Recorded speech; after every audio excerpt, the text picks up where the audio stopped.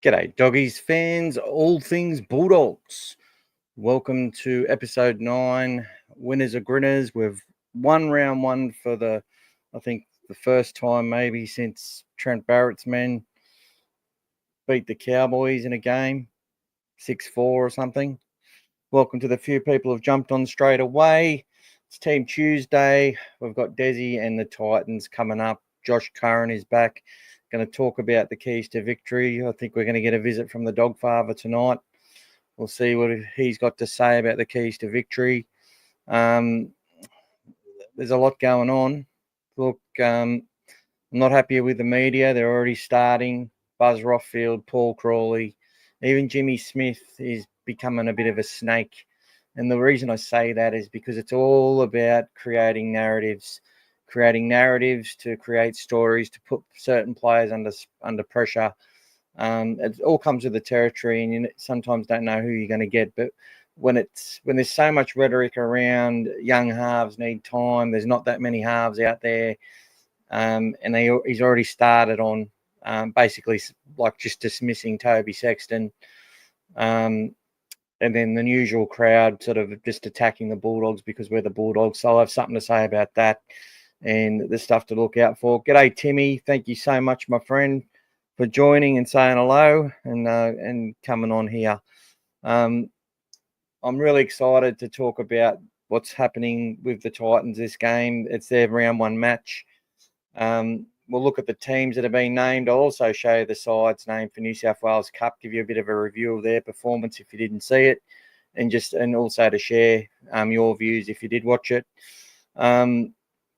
And there's a Jersey Flag side named as well. So it's there's going to be a lot of chopping and changing. Ron Massey starts this week as well. So there's a bunch of kids all fighting for positions, and it's a good test for a lot of them. Just because they're in Ron Massey now doesn't mean they're not going to make it. But Lipoi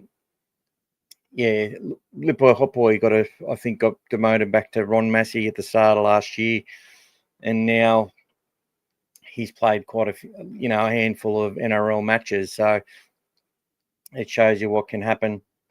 G'day, Adam. Thanks for joining again, brother. All is very well, my friend. It'll be better tomorrow, though, once some pays come through and all that sort of stuff. But yeah, look, guys, we'll get into it in a minute. Just waiting for a few more people to jump on. It was so great to get the victory in round 1 against the Dragons. I felt we looked like a 20-point better side for majority of the match. And, I felt some of the refereeing was a little bit, wasn't, adequately policed fairly. They did have the home ground advantage, I will say that. Hopefully we get a little bit of that this week versus the Titans. But I do, Bailey Hayward turning his back and then the other players asleep at the wheel as well. Lets them get a try. Critter out of the line due to having cramping up in about 3 different parts, 2 legs and 3 different muscles. It was a bit of a shit show. That their last try they just threw caution to the wind, and really loved how Tracy tried to put his body on the line to stop that last try. But really, we had it in control. I wouldn't say we lapsed. I just more so say that they got a bit of a roll on because of a couple of incidences that went their way. And they didn't really get an opportunity unless they were sort of given penalties or got a bit of a leg up into our end. Was disappointed with the first try. I won't lie about that. But everything outside of that was sort of circumstantial. Timmy's here. I know the guy playing halfback for the opposition side in Ron Massey for Brothers Rugby League Football Cup. Oh, nice, mate. G'day, Elaine.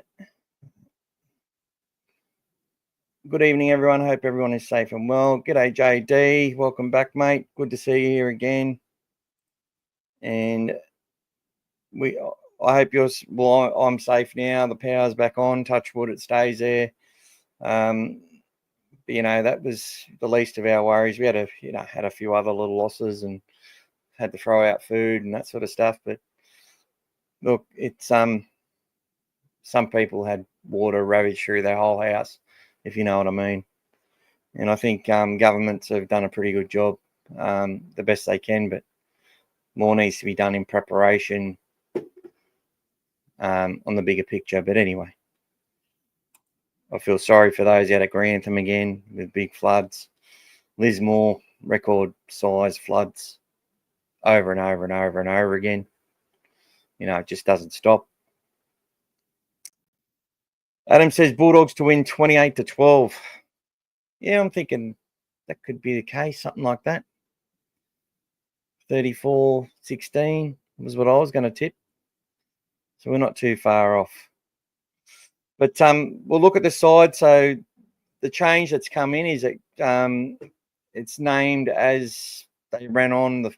Well, sorry, it's named as per 17 last week, except Daniel Saluka-Fafita is wearing the 10 jersey. Sam Hughes is not in the players that are announced. The back line's all the same. Matty Burton, Toby Sexton in the halves. Max King, Daniel Saluka-Fafita, Reid Marnie, Viliami Kikau, Jacob Preston. And if you haven't watched the video on why I think he's a origin-bound Bulldog, potentially this year, he's definitely in the conversation, but definitely in future years. And how well he's comparing with others, check that out if you haven't watched it yet. And the bench, Barley Haywood at number 14. We have Satili Tupanua, Josh Curran, and Jamin Salmon. Now, Salmon's a chance to start again with Kurt Mann on the bench. 19th man is Harry Hayes, who I feel is a little bit unlucky to not be in the 17 this week, but doesn't mean he won't be in the 17 come Sunday. Curtis Moran, next man up after him. Then you got Blake Taff, obviously to cover the backs. Luke Smith to cover the outside backs with Jonathan Sewer. Mark O'Connell, how can they leave out Hayes? Incredulous. Well, that's a big word, Mark. And how are you, Mark? I think when in a world where there's a lot to be angry about, that seems like a pretty angry statement to me. And stays in character, I guess. G'day, Jaden. Big game for our forwards this week. Big and experienced pack in the Titan side. I will show you the Titan side shortly, and we'll have a look at that. And go through the side, and we'll look at the keys to victory and that sort of stuff. But let's talk about the elephant in the room, Harry Hayes. We ask, how can they leave Harry Hayes out? And it's because we've got so much depth. Personally, I'm picking Harry Hayes with Satili Tupanua, Jamin Salmon, and Josh Curran. I feel that Salmon, Mann, and Harry Hayes, and Satili Tupanua, and Josh Curran can all play the lock role if needed. Salmon, Hayes, Tupanua, and Curran can all play left or right edge. Salmon, Hayes, Tupanua can all play centre if required, and have played minutes in those roles and got to develop in those roles at different times. You saw Satili played a lot in the centres at the Roosters last year. And Jacob Preston was a centre coming through, as was Harry Hayes, who's played captain from centre, played edge, played in the middle, which he's been doing the job for the Bulldogs and did the job for us last week. I feel Bailey Haywood's role, from what I saw, they shared the role between Salmon and Mann. Salmon played longer minutes because it was sort of forced because when Critter damaged himself with 10 to go. I think if that doesn't happen, that interchange potentially goes to Daniel Saluka-Fafita, and Satili Tupanua probably stays off the field. I really think that. Being sort of his first game in, but with the situation happen, losing an outside back and the reshuffles that they had to have, they needed to make sure they had that extra sort of speed and and durability beyond what the big man can sort of offer.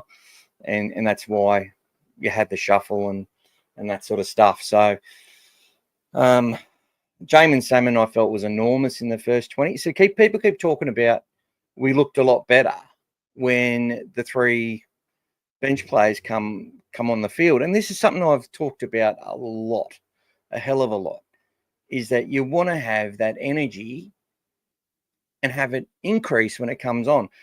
When James Fisher and Moses Leota would, and I always refer back to Penrith, but they're the yardstick, right? When they would go off, Spencer Leniu would come on as the first replacement, and their impact with the ball would be better, would it be even better? Because by that time when the game's starting to open up and those Penrith forwards have, if they've played 23, 24 minutes, 25 minutes, it means they've been on top. They've been dominating. If they come off a bit early, it's because they've been defending a lot, right? So we had the lion's share of possession. We were grinding them down. I think we spent 10 minutes defending early in that midway through that first half. And then we went and put 2 tries on them, right? When those changes were made. But it was because of the work and the effort in the grind that Daniel Saluka-Fafita, Max King, and Jamin Salmon brought to the table. The kick chase of Viliami Kikau and Jacob Preston. Matt Burton kicking to that left-hand corner. And the chase was just relentless. And I'm expecting similar tactics this week, to be honest, because it fits the narrative, because I feel that whilst AJ Brimson and Jaden Campbell are going to be a big threat, running threat, especially through the middle, as we're getting tired, and even potentially early. That's where our keys to victory lie, is the pressure we can apply to their spine players. And if we do that, we're going to force them into error. And if Pereira or the other bloke are catching the ball and don't have much room to move, and they're under pressure and getting hammered, it just takes it out of them. It takes the sprint out of them a little bit. It makes it much harder for these guys to get it out of their own end, and it turns those big boys around. Now, we'll get into that more. I didn't want to go too far into it. But when we're talking about the players that play this week, look, I personally feel that we had enough with Hayes playing, and I would have left Hayward out, purely because I feel that it just gives us that little bit of extra size. We don't really lose anything in our defensive capability. And I do believe that between Mann and Salmon, you've got ready-made hookers anyway. You know what I mean? You can even put Toby in there if you had to. Like, he's defending like an animal at the moment anyway, when he's not hesitant. Big shout out to Burton with his defence on the weekend. I felt some of the contact that he made was phenomenal. And just the confidence that team gets from having a player like Viliami Kikau out there. Bronson Cherry put on some monster hits on his bigger opponent in Moses. There was some big clashes in that match, some real sting. And most of it was coming from us, and it was just great to see. Look, the Dragons, they weren't giving anything away. They were giving their best. And they looked all right a couple of times in attack, but just the pressure, they just couldn't do it. The halves just failed when it counted. They kept dropping the ball. Side note, watching Phil Gould talking with Nathan Cleary last night, and he asked him an important question, and it actually feeds a lot into what we've seen from Toby Sexton to start this season. So I'm going to talk about that as well. I'm going to announce the winners. There's 2 winners of the Cameron Ciraldo team who got 15. If someone's posted a side and can show that it was posted weeks ago and it had more than 15 and got 16, I haven't been able to find anyone more than 15 out of these 2 people. But if you've got it, let us know and I'll sort you out. But yeah, it's not a professional outfit. There's no disclaimers or nothing. But there are some winners who did really well. JD says, I'm a bit worried about the Titans. They have a great forward pack. And I would agree. I'm very worried. Preston played centre on the weekend. He did. And Salmon pushed out to the edge. And Satilli played in the middle when Critter went off.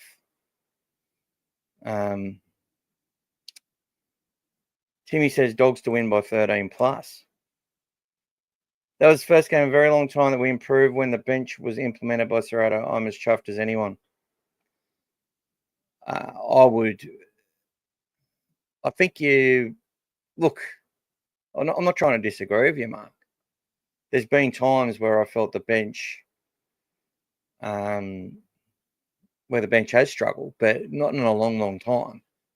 The way our bench went about business last year was a huge reason as to why we lost.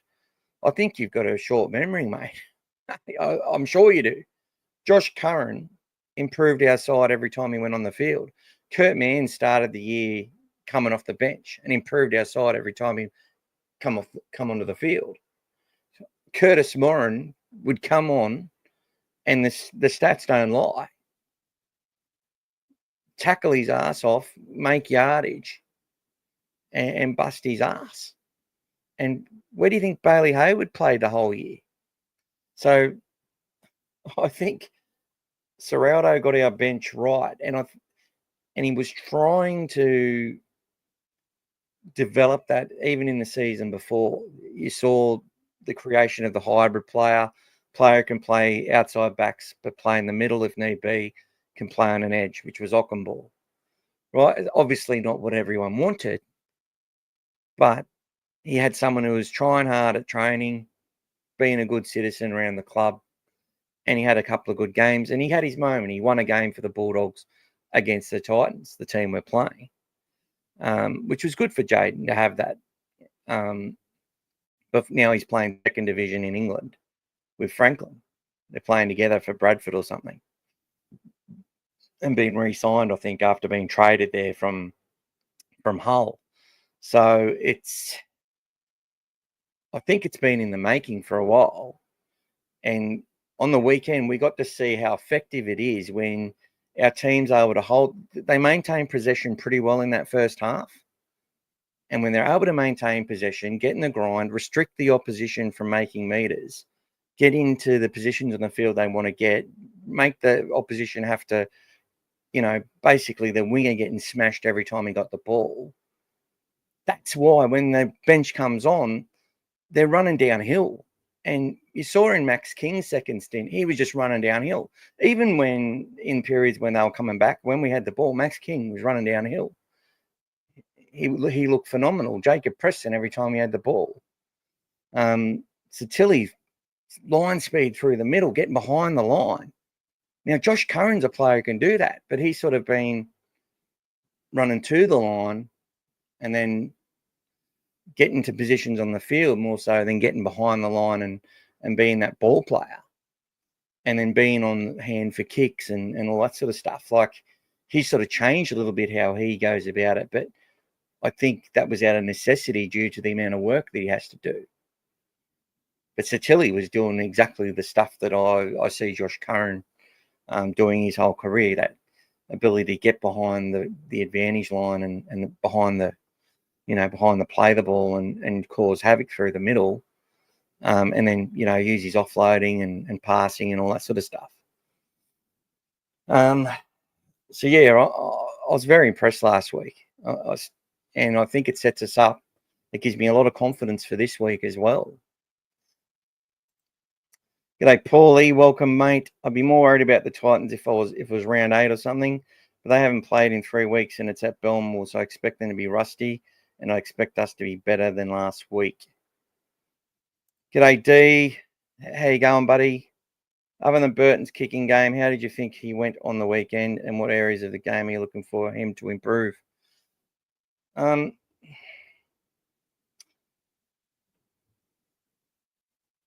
see me. Not that it matters. I don't think anyone needs to see me, but really good question, D, and welcome to the show. I'll have to get you on here shortly, my friend. But I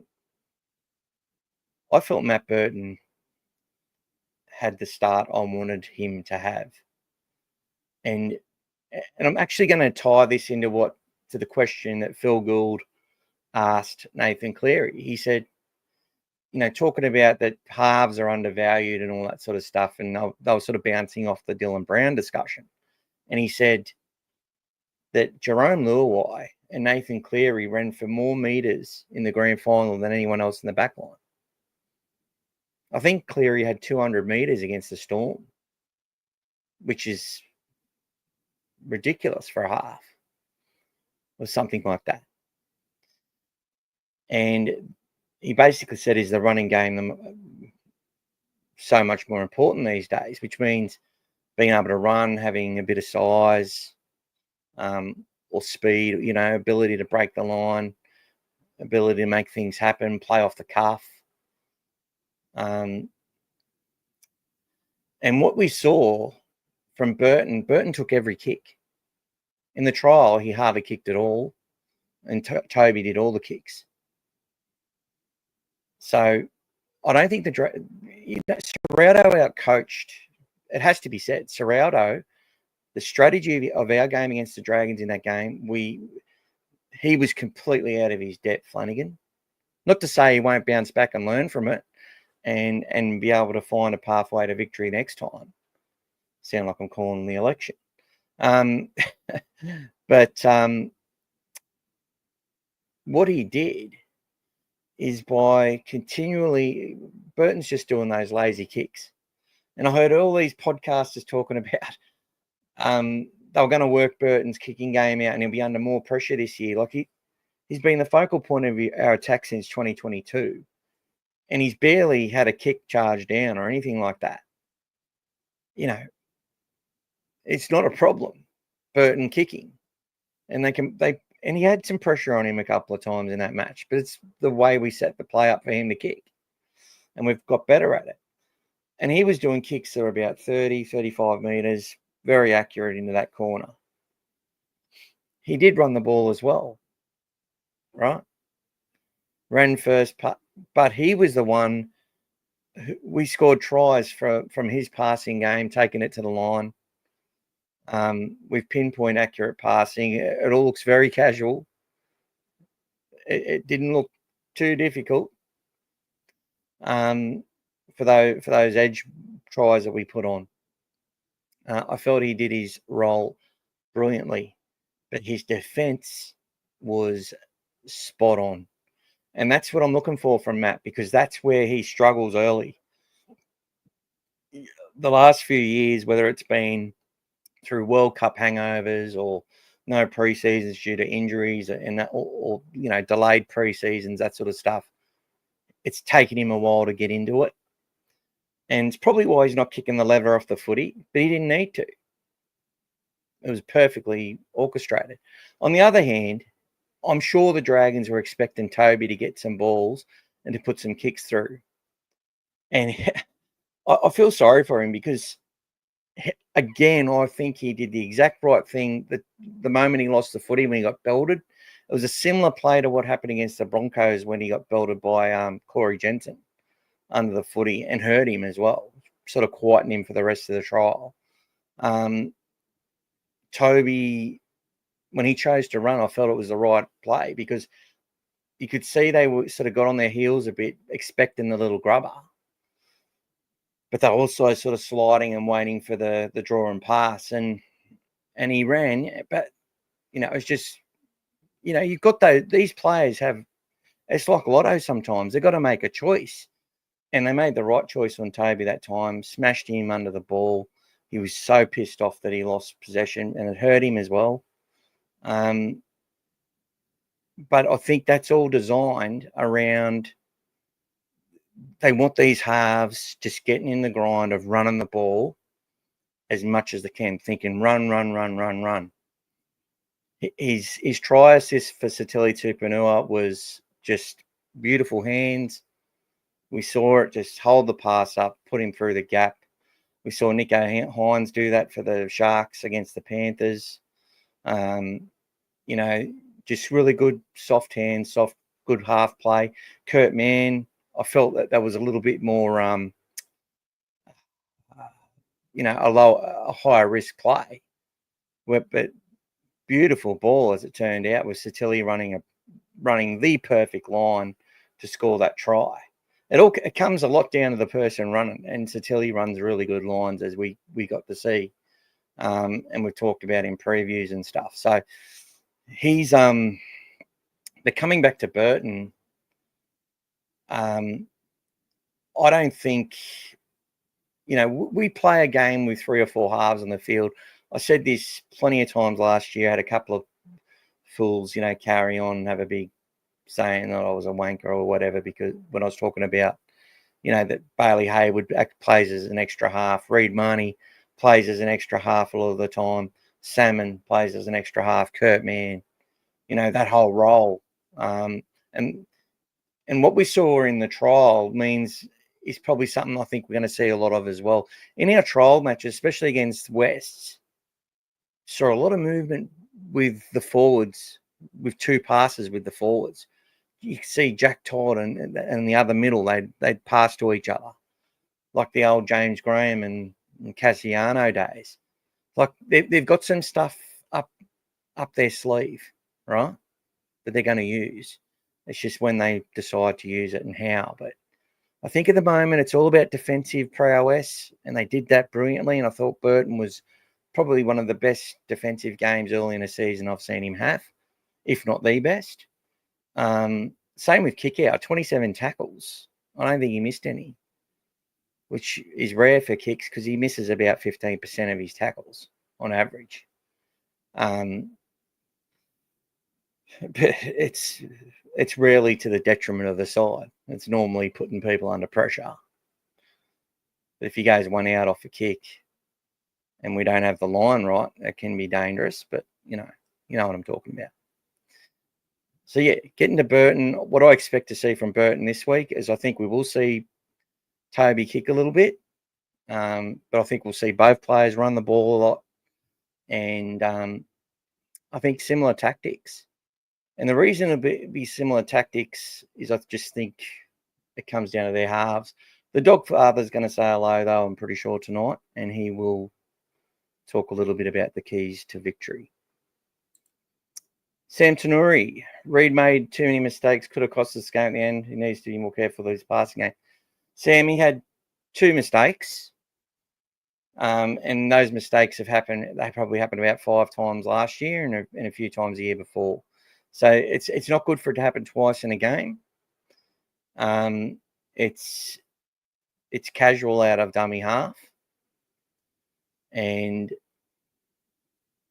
it can cost you a game. You expect a hooker to get it right, and he does most of the time. What I'll say to you, Sam, is that every game we won last year, if Reed Marnie wasn't there, I doubt we win half of them. So I'd like you to consider that. So the games where people say he's cost us games really don't get anywhere near to the amount of games that I doubt we would have won. If Bailey Hayward had to play 80 minutes at hooker, we wouldn't win those games. Eventually we would. I have no doubt in his ability over a period of time. And there's some young hookers developing within our juniors. But Reed Marnie, to me, is one of our most important players. And one of the reasons I want to give it to Jimmy Smith, who wants to, they want to create this thing around Reed Marnie. They want to scapegoat at the Bulldogs. And he's it. Him and Toby Sexton. They're the two they're going to focus on as much as they can. Because they know that players saw Reed with his discipline last year. They saw him give away penalties. They saw Reed get slapped on the arm and lose the ball at some key moments in attack. And that's when it happens. It's in attack. It doesn't happen when we're coming out of yardage. It happens in attack. And fans are attack obsessed in a team which is defense obsessed. Warren Ryan's Dogs of War. brilliant when they played their hand and played footy, but their number one and only priority was to stop the opposition scoring points. And that is Canterbury. And Ciraldos would be disappointed in the 20 points, but I think he'd be more disappointed in maybe one or two of those tries. The lapses, whilst that is disappointing, it's very fixable. But there you go. That's my thoughts. And then we need to fix our defence so we don't have so many points scored against us. Yeah, I felt 20 points was too many, but I don't think it was a reflection of our defence. I felt they were given a few, I call it even that 2 tries. Even that Manly semi-final, 2 of their tries weren't tries, if they were policed correctly. Reid has had an auspicious start to the season. We didn't have to tackle as much, which was good. But I don't think he's had an you're trying to bring out the big fucking words tonight, Mark. Bloody hell, speak English, mate. For God's sake. Not everyone understands what that means, mate. But you can sort of get the drift. Look, if we want to sit there and be like the fucking media and bash our players as individuals after we win, like we're some perfect side that isn't still in the middle of a rebuild. That's what I mean. The process, it's like the share market. They're going to have dips. They have to. I want to see them win 10 in a row.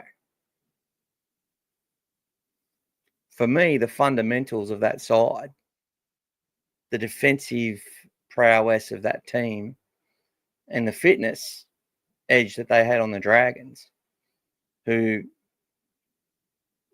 I felt were probably fitter than they were the year before, but still not as fit as us. I think we're just a season ahead of them and a couple of seasons ahead of the Tigers. I'm over this media. And what makes it worse is when fans start singling out players. We don't have a better hooker. So he knows that he got slapped on the arm and lost the ball. He knows how embarrassing that is when you're in attack. And I'd rather look at the fact that without Reid Marnie, we barely win a match. And it's true. There's no more courageous player on the field than Reid Marnie. There's no one who screams passion for that jersey more, in my opinion. Is he without fault? No, he's done some things which have cost us big time. But overall, we're winning because of Reid Marnie. End of story. Prove me wrong. Prove me wrong. You won't. Because it's all there on KO for everyone to see. There's more than the drop ball in a game. There's more than the penalty. So much more. His bad moments add up to a few minutes. His good moments add up to hours. Anyway, I need to shut up. The systematic thing with what Burton did, 100%. G'day, Andrew. G'day, Macca. Birdo is cracking dudes and putting his body on the line. He's improved immensely. And doesn't he look great in the photo, Macca? What an absolute beast his defence has become. Burton's 4 and 5 in conversions for all you goal-kicking aficionados. Yeah, well, he missed a tough one, and he got a tough one, and then he had sort of two from pretty much in front, and one that was sort of most goal kickers should get. 80%. The year they were saying they needed to replace him, he was this third highest percentage for the season in 23. It's such a subjective thing, goal kicking. You can't say that someone else would have kicked that goal. You don't know. It's easy to say, but you still don't know. They still might have missed the same goals. You just don't know. So I just leave it. If Critter wants to kick goals, that's all I'll say. If Critter wants to kick goals, he's the captain. I'm pretty sure if he says, I'm going to kick from now on, I'm going to take the pressure off Matty. He does enough of kicking in general play. I need to kick. I'm going to kick more than Matty. Sorry, Matty. It's for the team. It's for the best of the team. He believes that will change. If he doesn't believe that, nothing will change. Val Holmes had an off day of the boot 2 from 4. Yeah, and it was quite windy there too. Like we got to say that. Like it wasn't just those kicks were doing some funny things on both sides of the pole, you know. Some were going from right to left, others were bending back. Interesting. A few years back, everyone was obsessed with the pushes stat with Fitzy at Cronulla.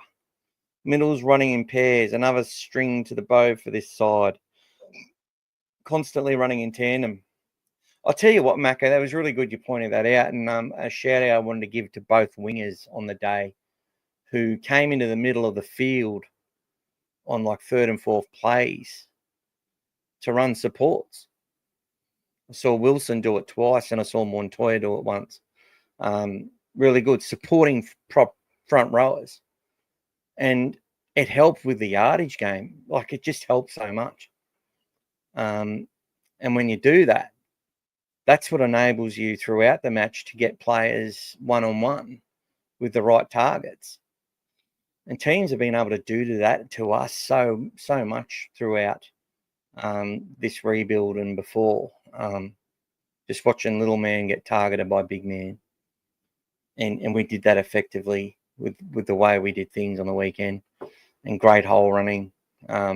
All comes from the support, putting that doubt in the defender's mind. Do I go in or do I hang off? You know, Canterbury are taking so much time and space away from the defence that the support players are struggling to even have an impact for other teams. But they'll work it out. They'll work out ways to exploit our defensive capabilities, and we'll have to adjust. Blake Wilson, what a player. With the ability to have at least 20 seconds to challenge a play, how can an opposition team take a quick tap? Feels like another grey area. Yeah, I didn't really think about that, to be honest. But it does make you think, doesn't it? I'm not sure if can everything be challenged, though. Can a holding down of the play the ball penalty be challenged? Can someone inform me of that? Because I'm not sure if it can be. If it can, yeah. No, go and wait. Because it is there. If it hasn't been called 60 again and it's been called a penalty, yeah, that is a grey area. Thanks for bringing that up. G'day, Lakeside. People need to get off Marnie's back. The 2 times he had the ball knocked out, the markers were never square. Should have been a penalty both times. At least one of those, 100%. They were standing beside the marker. It was ridiculous. That first half one. Second half, actually, I was just so pissed off with that it happened. I really didn't take much attention to it, so I can't say, but I can tell you the first one was definitely offside. And I just wonder if it was Reid Marnie in at second marker or on his line had done that to a player. I can guarantee you it would have been penalised. Not every Bulldogs player, but I can guarantee you Reid Marnie would have been. And if he'd done it, he probably would have smiled about it, and they would have come together, and then he probably would have got 10 in the bin. That's just so, easy to call those sort of things. But good point. I agree 100%. We win more games than we lose if Marnie is selected. I'm glad they're not doing goal kicking at the Gold Coast. It'd be water polo instead. Yeah, well, hey, Macca again. There's an entire game being played off the ball at times. Remember citing Gus as the importance Reed Marnie will bring to this club by how much he does that aren't statistically recorded or seen. And that's the whole point. Jacob Preston was brought to the club on the stuff that you don't see as opposed to what you do. And there's lots to see. Get me, you know. But these statistics of Scott Woodward, they're all about how these players are going to suit this system. And he's not the only scout there, right? They've got to meet the player, of course. But yes, 100%. Jaden can challenge if they lose the ball. If it's just the ref's judgment, then I don't think so. Okay. Thank you, sir. And everyone, get on and join the Just Bulldogs podcast on YouTube. Short, sharp, sweet. It gives different viewpoints to me. And yeah, nice. Love it. First time I sent a quick tap loud, the refs always seem to let a team get back first. True. Don't think you can challenge a penalty. Thank you, Mark. What's people doing here, eh? Anyway. So, that's the team. Let's have a look at the Titan side we're going to play against in a moment. If you haven't already looked at the teams. But let's have a look.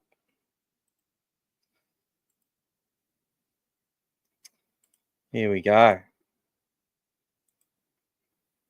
Hopefully you can all see it there. But we got Keanu Kinney, Khan Pereira, Brian Kelly, Philip Sami. So a lot of experience in that centres pairing, which is good for them. Jojo Fafita. So they just got speed to burn this side. AJ Brimson and Jaden Campbell are both electric, I must say. Mo Fodawaker, Sam Verrills at hooker, premiership winning hooker. Regan Campbell-Gillard, Cleese Huss, Bo Fermor, who's a state of origin edge back rower, or one that I'm pretty sure he made state of origin, or they were going to pick him. Tino Fawas Fasul Mawali, enemy number one. Good bloke off the field. On the field, Reed Marnie's throat and head has copped his elbow too many times for us fans not to boo the fuck out of him every time he gets the ball. Chris Randall is a very capable 14. David Fafita, who's an absolute beast on the edge with the ball. Jamin Jolliffe, who's a no-nonsense good guy who toils away. Don't know much about Brock Gray, Jalen de Groot, Arama Howe.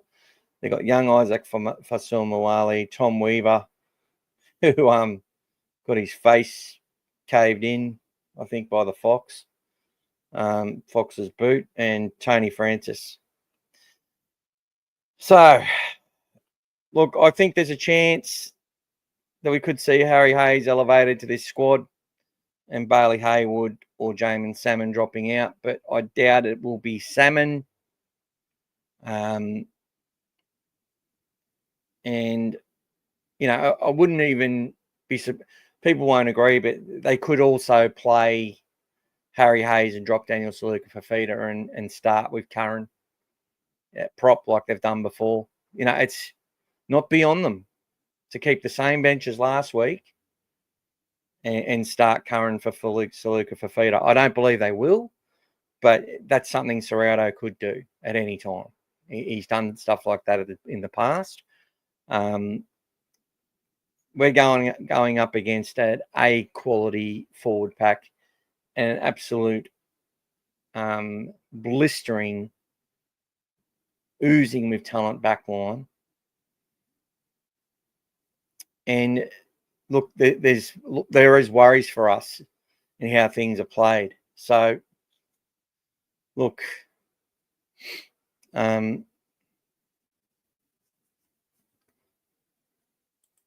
not sure if the dog father is actually going to get on tonight,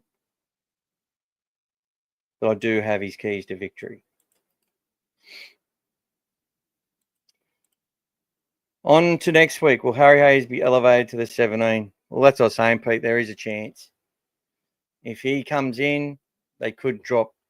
They're not going to drop Satilli. Curran's going to play unless he's injured, but I doubt it. The players that could drop out for Harry Hayes are Daniel Saluka Fafita, Bailey Hayward, or Jamin Salmon, in my opinion.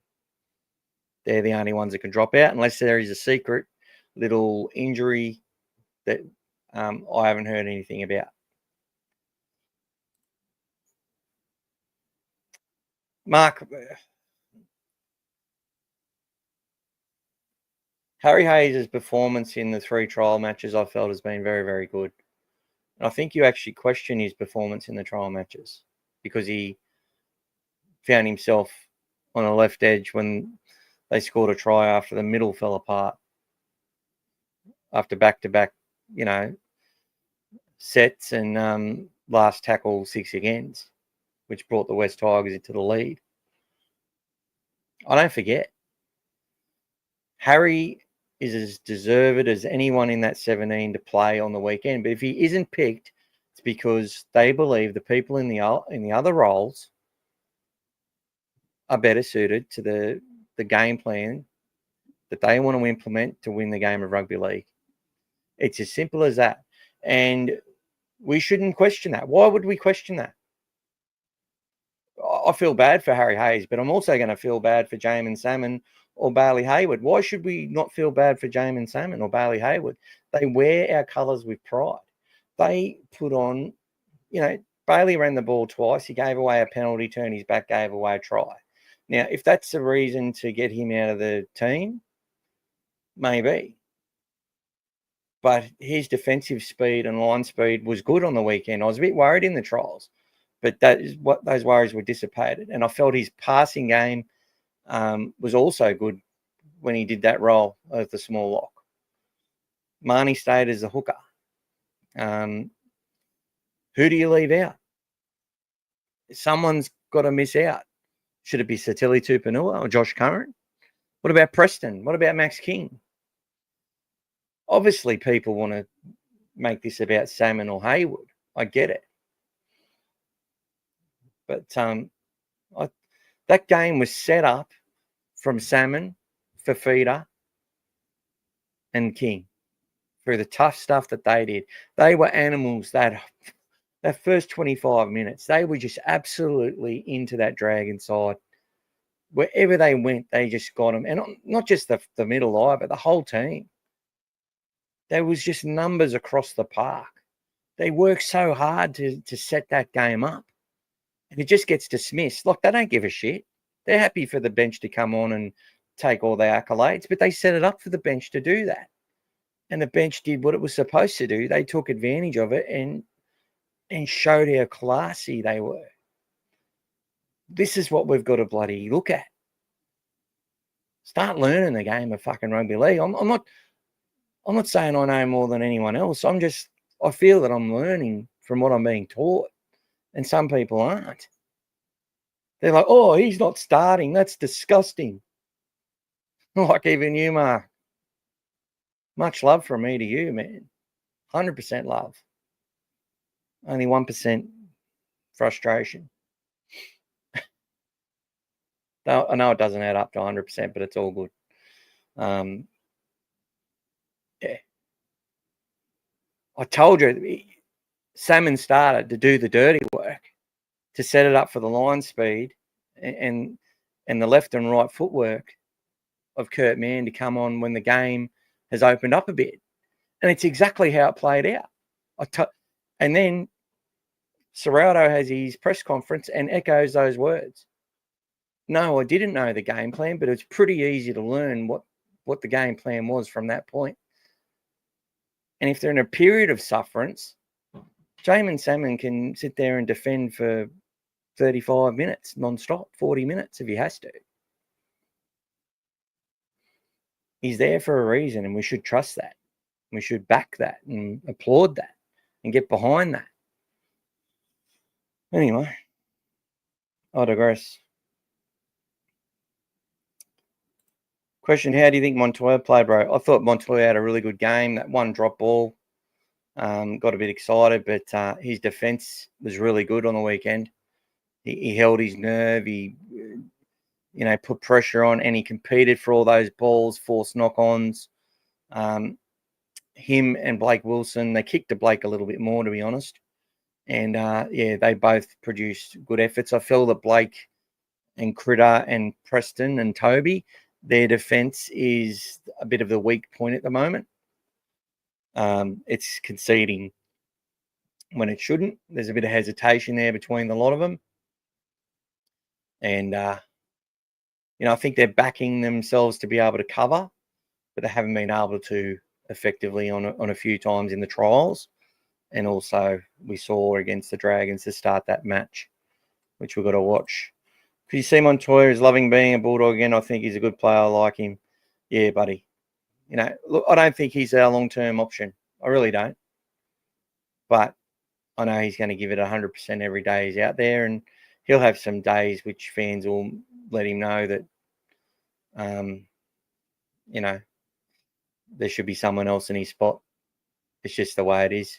He's that type of player, unfortunately. He has his good days and bad, but he's got better and better as he's got older and more experience, which is a common theme.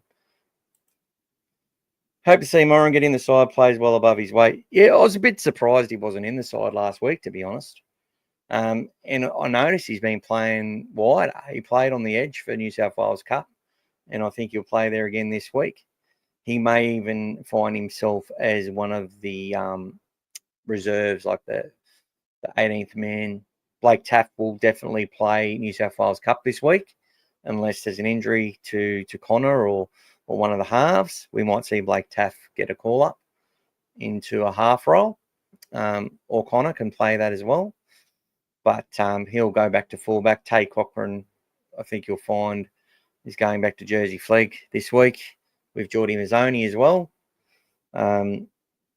which to strengthen that Jersey Flegg side, and just because they just need to keep looking at all the combinations, let them playing in the different levels, and make sure they develop these players properly, rotate them around, and especially got to rotate the 18th man. You can't have Blake Taft being the 18th man 2 weeks in a row. It takes away from his fitness. He needs some fitness. So he'll play New South Wales Cup. And I think Moran may get a rest and be the 18th man, but we will see. I think Montoya did enough to think he keeps his spot when Carraz comes back. Yeah, well, he's on the left and he'll keep playing left, buddy, in my opinion. But Rini Karma, Sewer, and Blake Wilson, and they've talked a lot about Anari Tuala when he comes back, but I guess Anari's got a bit of a road ahead of him with that injury to his foot. I miss the dog father. So do I, my friend. Hurry's covering tackle on Val Holmes, so good. Yes, James, that's probably one of the mark moments, and definitely a Michael moment. I applauded heavily when that happened.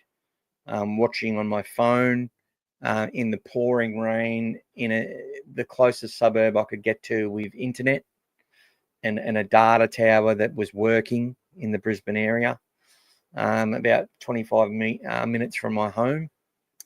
And that's where I watched it. So I was watching it through the mobile phone,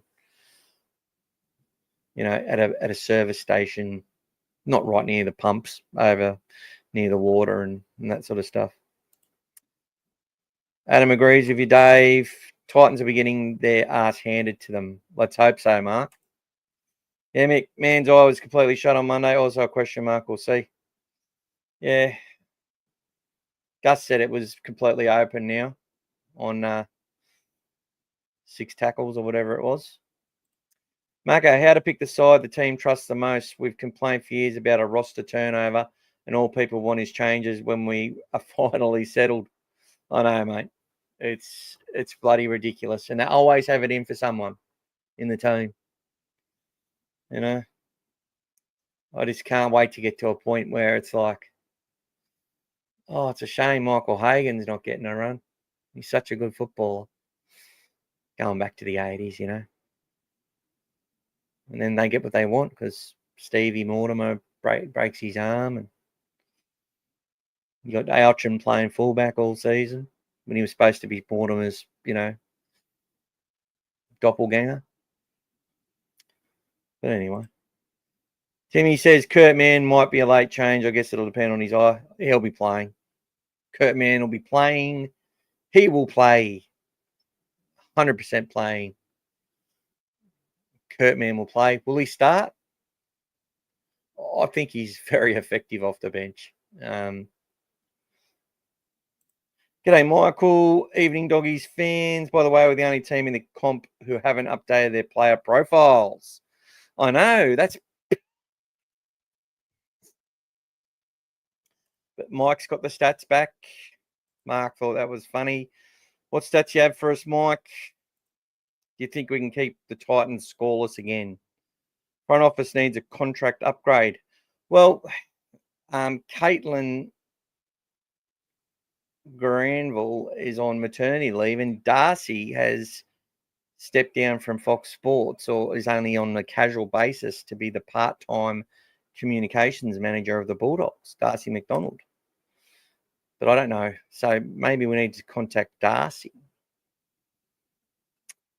Bulldogs are going to win. Courage straight in when he's fit. Yeah, he comes straight back in. He'll need the fitness. He won't have it any other way. But I think they need to not put him in before he is ready, if that makes sense. He has to be able to perform at a level that Montoya and Wilson are performing at least. G'day, Scankant. Bulldogs win this weekend. It'll be the first time they've opened up with 2 wins since 2016. Can they get it done? Funnily enough, against the side that has the coach that coached us to our last opening round 2 victories. I think the Titans look slightly better than last year, and I do see them having a good attack, but we hopefully should be good enough to not let in many tries. They will score 12 at most, I reckon. Don't worry, he has 2 years. He can use the other one. Andrew says, are we getting closer as a game to understanding bench isn't a demotion and is a specialised role? Some players don't understand that, like Brandon Smith, could have been the best impact in the world. Well, he was. He was. And I think Josh Curran last year was definitely fit that bill as well. His role was to come on and keep things rolling on and step it up a notch, and he was able to do that. And then through playing that role and not having to start, he was then able to step into those shoes when Max King was injured and do that role effectively as a starter for a few games before breaking down, because it is a different kettle of fish. Different horses for different courses, as they say.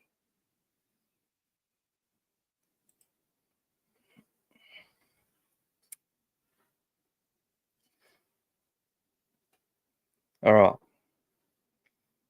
The keys to victory in this game. The dog father's there, but you can't hear him. I haven't been able to hear him, but he is there. I'm telling you that much. He's right there.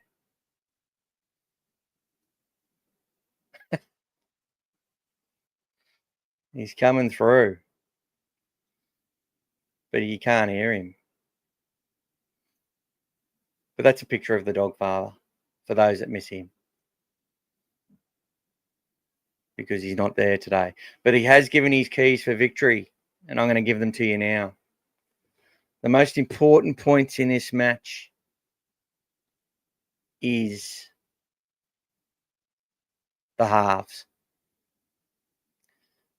The Gold Coast Titans halves and spine are where we need to win this game. I felt that's where we won the game on the weekend. All that defensive stuff, we're going to put that on again, right? And even if the Titans are, like, Fa'amausili's going to get away some offloads, right? They're going to get some second phase, and players like AJ Brimson and Jaden Campbell off that at certain points are going to cause us danger through the middle, right? This is what the dog father sees. And they've got the speed and of players that can, turn those little breaks into long distance tries, because it's everywhere. If our line speed off our kick chase, if our line isn't set properly, and we're given the ball with sort of like the Dragons were given to us, where Tracy's catching them on the full and able to run 20 metres before engaging the defensive line. If we're doing that, if the Titans are getting that same latitude that we got, they're going to be very, very hard to hold out. If we can do what we did, both sides of the field, put Jojo Fafita and Khan Pereira under a lot of pressure and force them out of their own end, it's going to turn those big boys around. It's going to make those big boys start to suck in the air. They're going to make mistakes because they will. They're the type of side that will. And I feel it's out of Jaden Campbell and AJ Brimson, what they don't have that we have in spades, and it's the same as last week. They don't have the kicking game. Now, Lachlan Elias can kick a football, and Kyle Flanagan's no slouch either, but they don't kick it like Matt Burton can, or pretty much what Toby Sexton can. And I can tell you now, AJ Brimson and Jaden Campbell, Jaden hasn't got a bad boot on him, but they don't have the kicking game that the Bulldogs have got. We've got the kicking game to save us if we have a bad set.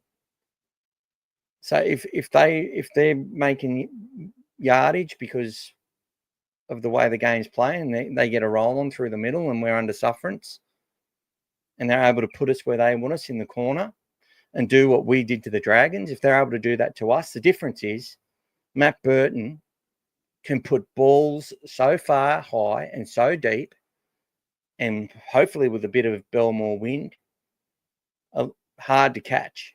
Now, I expect it's going to be hot there as well. I think someone suggested it could be 35 degrees, right? We're playing the Gold Coast. We're acclimatised to hot weather. So that's an advantage to them.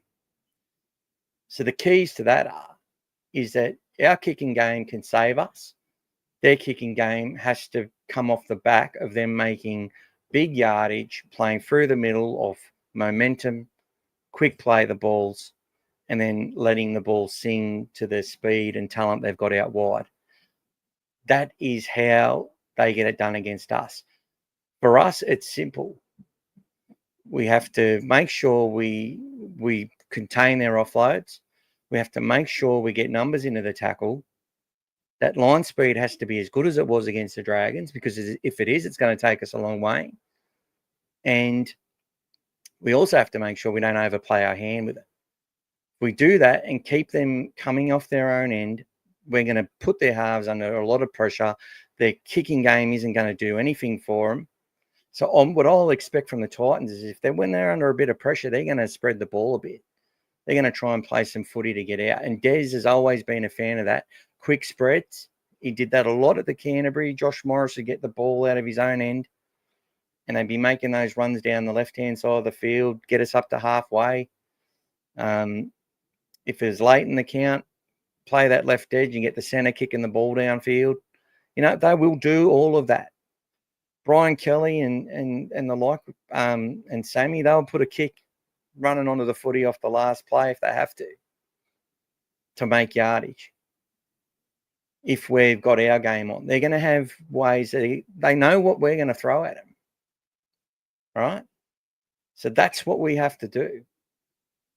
We have to make sure we hit and stick with our tackles when we're doing those kicks. We can't be falling off and letting little Keanu Kinney and You know, they've got about 3 or 4 potential fullbacks in their team as well. And we all know that the modern day fullback is likely, you know, your key to success comes down to a lot to do with your fullback.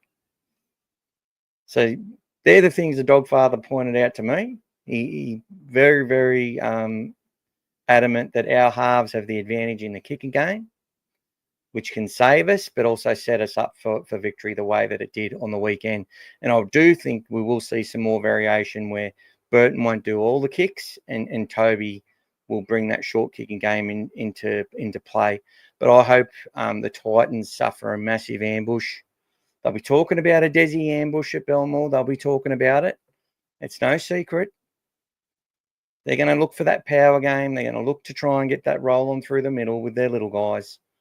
They're going to play some footy to get out of trouble. But that's our advantage because if they go to grind with us, they can't beat us if they grind. No way. Because we're proving to be one of the best sides at that. We won enough close games last year where we went set for set with teams. Sometimes they would look better than us, but then they'd still get to the end of it after keeping us to sort of 30 metres and then a kick by Burton. And their forwards are like, fuck, I've still got to run this far back after all the work I just did.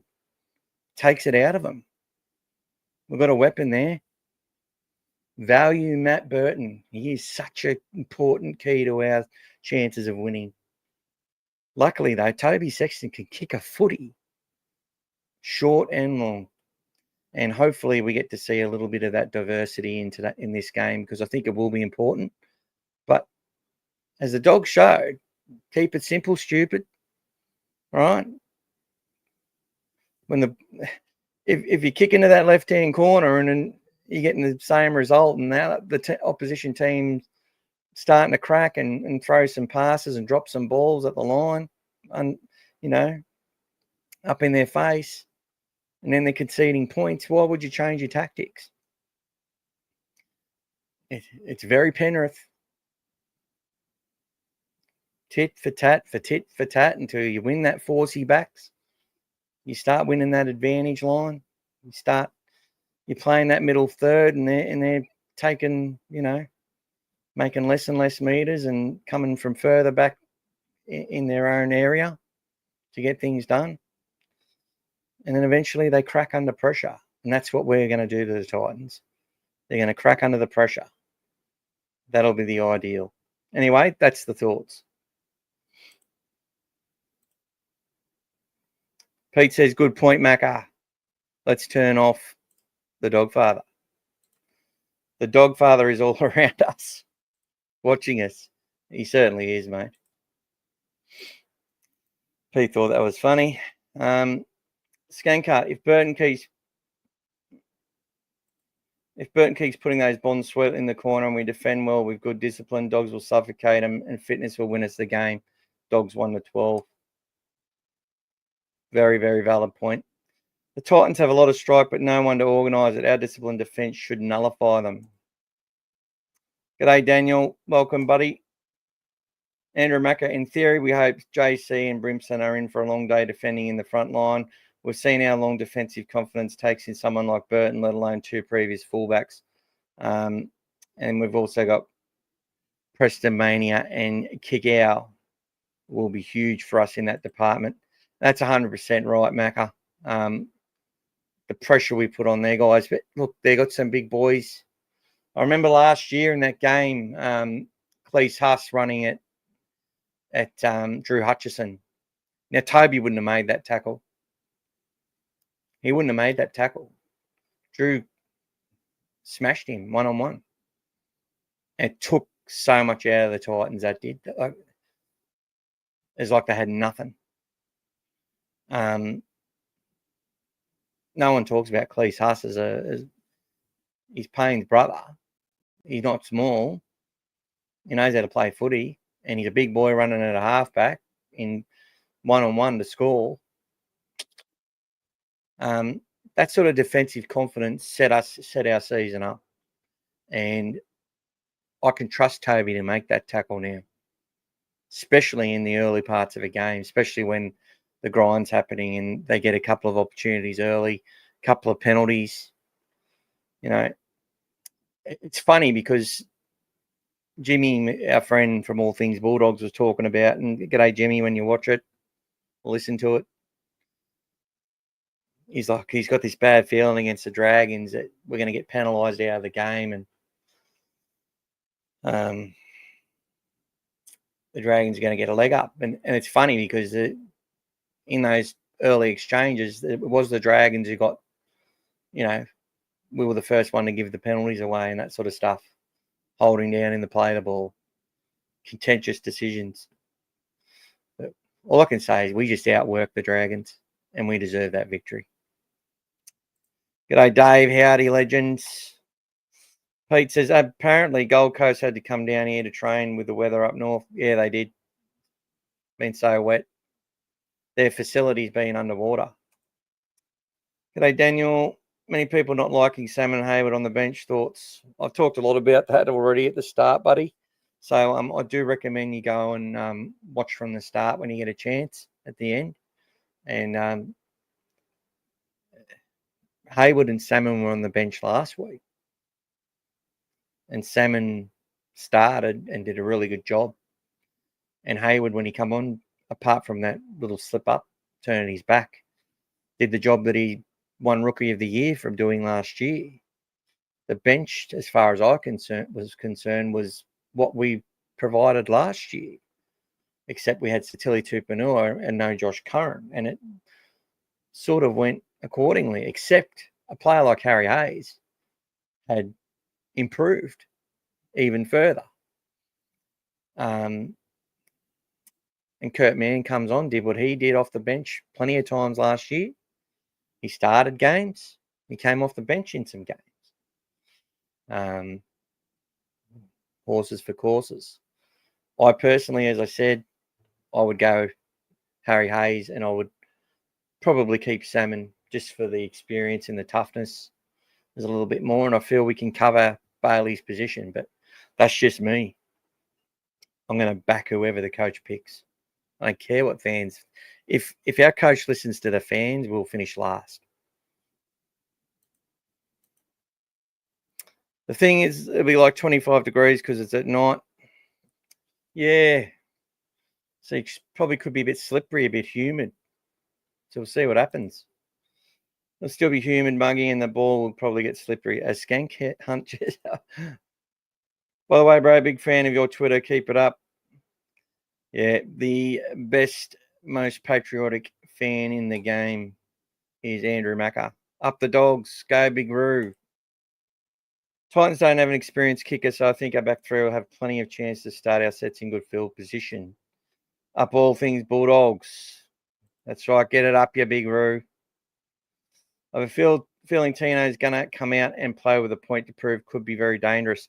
Well, look, we've given it to him ever since he decided to ragdoll Burton and hold Burton down. So good old Gagai could launch uppercuts into his face. So, and ever since then, I think we've had 2 wins and the Titans have had 1 win. I think they beat us last round in 2023, but we beat them in 2022. After that happened in State of Origin at Combank Stadium, and one of the best wins of the season. It's funny, Toby Sexton played that game for the Titans, and 4 of the 5 tries they got were from Toby's kicks, which tells you something right there. He can kick, that boy. Let's go, doggies. In 2025, let's shake this comp up. Shape the camp up. Also, hoping we make Jaden Campbell attempt to tackle kicks 15 or more times. Yeah, well, knowing Des, Jaden would have done more than 15 tackles in the preseason on the biggest guys there. So you'd expect Jaden's going to be well rehearsed in defending the big boys of the Bulldogs. Tracy was fabulous on Saturday, by the way, especially the kick return meters. Yeah, well, but this is another thing too, right? We love our stats. obviously his field position was fantastic, and he did everything right. But it's the way we defended and where we put them on the field, knowing what their kicking ability was, that they were going to have to kick the ball from deep in their own end or from areas where they had no field position, which gave our fullback time to bring the ball back. So we restricted their kicking game and made a much easier day for our fullback to make plenty of meters. Like, if Blake Taaffe plays that game, I think he has just as an important game and plays just as well. We dominated that much that our fullback was a benefactor of that. And I'm pretty sure he would tell you that. He wasn't put under as much pressure from the Dragons due to the way that we played as a team. All important things to consider. Not diminishing from his performance. He was outstanding, Connor Tracy. 100 post-contact meters, little workhorse. I think some of our fans want to tap back in after the Broncos game. Yeah, he had the sun in his eyes. He had Adam Reynolds and Ben Hunt kicking the ball early in games. That a forward pack that was slightly winning the battle against our boys. But we were holding our own for that 20 minutes. Those drop balls are very important. But it comes down to the kicks and the pressure that he was under too. It wasn't like he wasn't under any fucking pressure. He didn't get that pressure on the weekend. He really didn't. I think he had maybe once there was pressure like that in the whole game. Macca, small tangent if I can. Alan Halton, 14 for New South Wales Cup. Noted try-scoring hooker for Roosters flag and the Cup side. Considering their recent retention success, he will turn out to be Cameron Smith. Wow. There you go. Let's keep an eye on Alan Halton. I like his name too. Is this... They got Okatulu. Had a mixed game on the weekend for New South Wales Cup. So maybe let's have a look at the New South Wales Cup side for this week. You got Blake Taaffe, Jonathan Sewer, Danny Gabriel, I feel is developing brilliantly. Luke Smith, Jethro Rinikama, who I'm loving. Drew Hutchison, who played well last week. Can't believe people put shit on him in New South Wales Cup. Joey O'Neill, Jack Underhill starting, Otakolo, Mai'u, Lipboy, Hotboy, AJ Jones, Jack Todd, Alan Halton, Tom Amone, Cassius Tia, and Louis Grossamy, head coach Mick Potter. I'm expecting this team to hit back this week and hit back hard. I'm expecting a win for the Bulldogs in New South Wales Cup this week. A lot of players there that are on the verge. And that's the thing about players on the verge. I'll take you to the Panthers again. They have players on the verge in their system that have been there and stayed loyal on the verge for 3, 4, 5 years. None more than their hooker, Sonny Luke, who was the hooker that came through and their player of the year under Ciraldo when it was Cleary, Luai, Edwards, and the rest. James Fisher-Harris, Moses Leota, Corey, what's his bloody name? Corey Waddell, Corey Wahira Naira. Isaiah Yo's older than them. He come in the wave before. Braden Burns, if I didn't say him already. Dylan Edwards. How many thousand games have all those players played in NRL? And that player is still in that club in their top 30. And it's hardly played a first grade game, maybe 10. That is a club. That's what we're trying to get to as far as loyalty goes. as far as getting value out of your salary cap. Having players that are on the verge. Do we have Jack Todd on the verge for the next 2 years? Cassius Tia. How much do we have to pay to keep him in our system? Blake Taft probably makes way. Being a little bit more older and senior. Jonathan Sewer, how long does he wait? Danny Gabriel, how long does he wait? Luke Smith, captain from last year. Pretty sure Jethro Rinikama will find his way into first grade. Jack Underhill, pretty sure he'll be there not too long as well. Lots of good problems for our club to have. And I'm expecting a dominant performance this week because I was pretty disappointed in that second half, I must say. And rewatching the first half, there was elements there that were pretty good. But it's not like that Dragon side didn't have players like Corey Allen,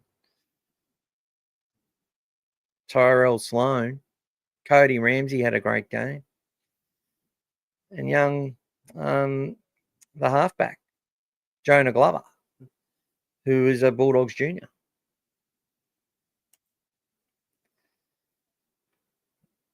Jersey flag, Tay Cochran, the fullback, Geordie Mazzoni on the wing. Both played New South Wales Cup last week. Not a demotion. Well, it sort of is. But this is how they're doing it.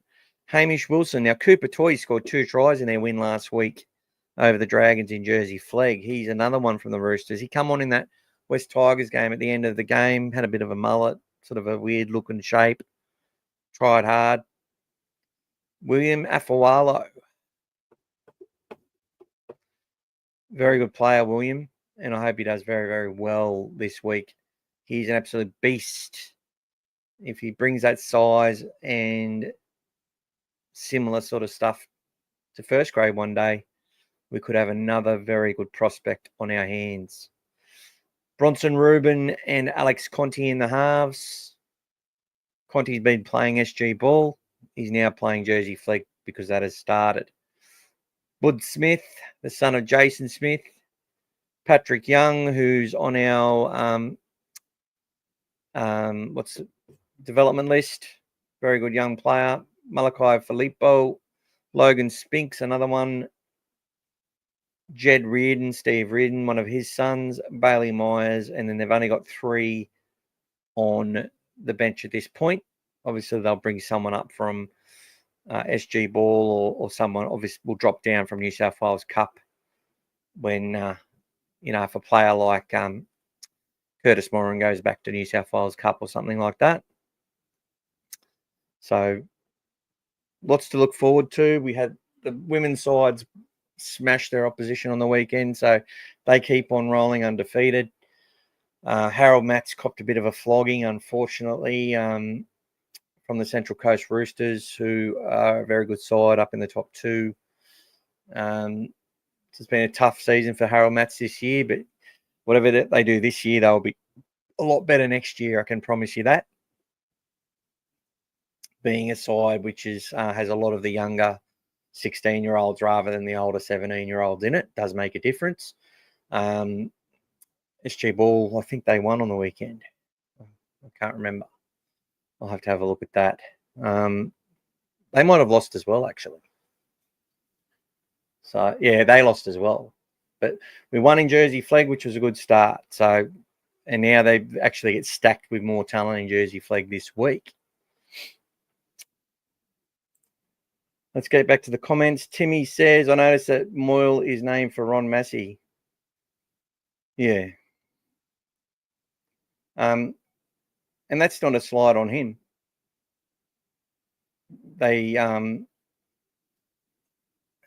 It might be, but I don't think it is.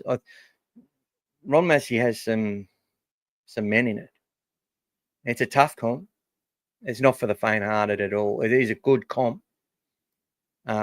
They consider it to be below Jersey flag. Obviously, you have a lot of your talent in Jersey flag. But Ruben Moyle is, they might want to get him worked over a little bit, get him leading that side around, get him some confidence, whatever it is. It'll be good for his development either way. And Louis was also named for Ron Massey as well. So there will be some players that will drop back. So there you go. So they've been named for Jersey Flegg.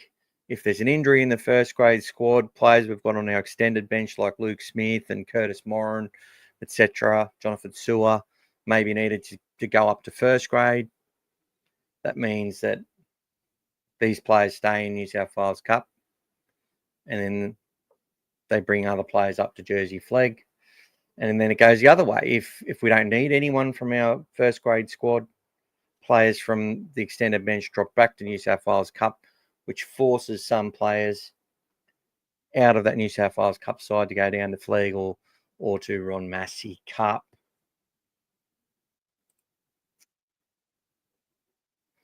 Bronson Room Flegg number 6 is going under the radar in our halves academy. Matt's grand final winner, great ball runner, perfect deputy half so far. Really good to see that. And look, the eyes are on Cassius Tia too, because a lot of people, a player comes off the bench and does well.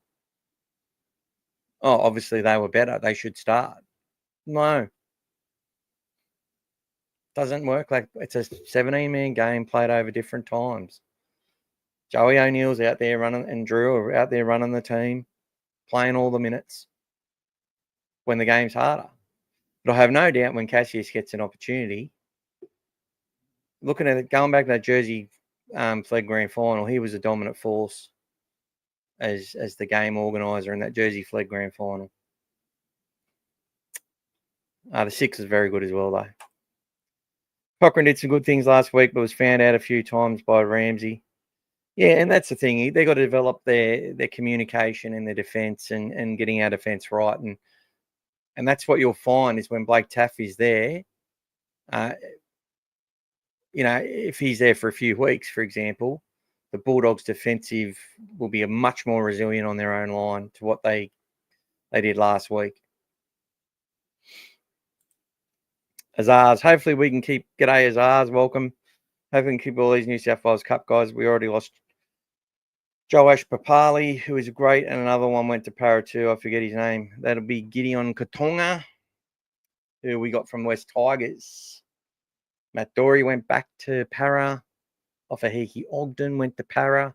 They seem to take a lot of our players, none of which are being picked in first grade at the moment. But if Para keep losing matches, some will get their opportunity quicker than others, and it might be just what Para needs and just what these players need. But we can't keep them all. That's the whole thing. And if they give these kids every opportunity, not all the kids will say that, not all the parents will say that, not all the managers will agree. But as far as the club's concerned, for what the club wants moving forward and what it's building, it's keeping what it wants to keep. And they're in a position where 99% of what they want to keep is staying. And the 1%ers are potentially, they're not fighting that hard if that person's determined to, not give us the value we need, or that person's just able to get better value for their career by leaving. The club's not going to stand in their way. Yeah, Timmy says Katonga. That's the one thing they're both debuting for this week for Para 2. Yeah, well, I didn't see that. That'd be interesting. Because Para had a bunch of bloody changes, didn't they? So Iongi's in the fullback.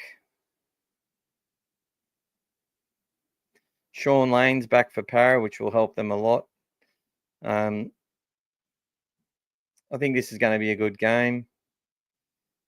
Joash is on the extended bench, which is really good, a good win for him. It's good to see him up there on the extended bench. And Tony Katonga will make his debut off the bench for Para. So, yeah, thanks for giving us that, mate. It's good to see that. Mako Cassius came on when two halves were still on the field and floated around the middle. I've always thought his long-term future was somewhere other than halves. His size and ball-playing ability is great. Yeah, well, we're looking at Carl Oluwapu in that same vein, and Cassius gives me the same vibes. Like I'm telling you, it's like a doppelganger for Isaac Luke, just the way he carries himself and walks, and his body shape and his calves. And I've seen Isaac a few times because he used to fill up at the 7-Eleven at Manly quite a bit in his youth, post career or end of career sort of thing. But there you go, Manly in Brisbane, I should say. Samrani and Kotonga are named. So where's Samrani? I didn't see him. Oh, he's on the wing. So that'd be his debut. And the pressure will be on Isaiah Iongi to keep out Joash Papali. But I think they see Joash as having a bit more utility value, which would be good for Joash because it means he will get a crack at some point. But I wouldn't write off this Para side. They've got too much class in their side. But a lot of these players are unproven, fringe, or very good at New South Wales Cup level. It's almost at a point where, and some aging players in their pack, we will see if they've got the pieces and whether those pieces will be put together in time for them to do anything for this season. I don't think they will. Dream Bullers back for West Tigers. Their side looks fantastic, if you ask me.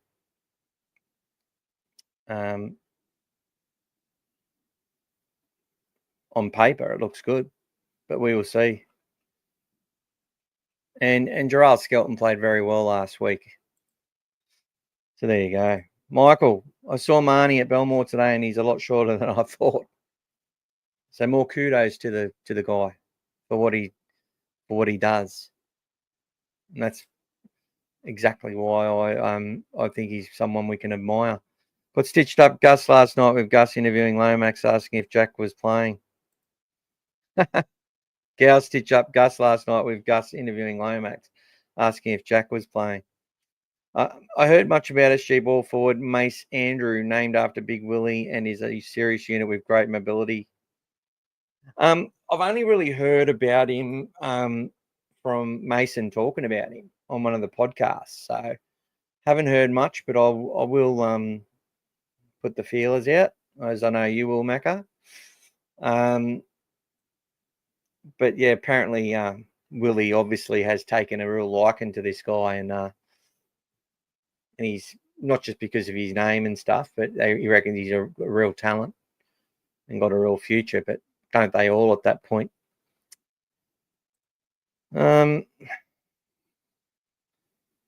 Maybe I'll move myself somewhere. There we go. I'll go up here so you can see me properly. How's that sound? All right, the competition. We have two winners. And they are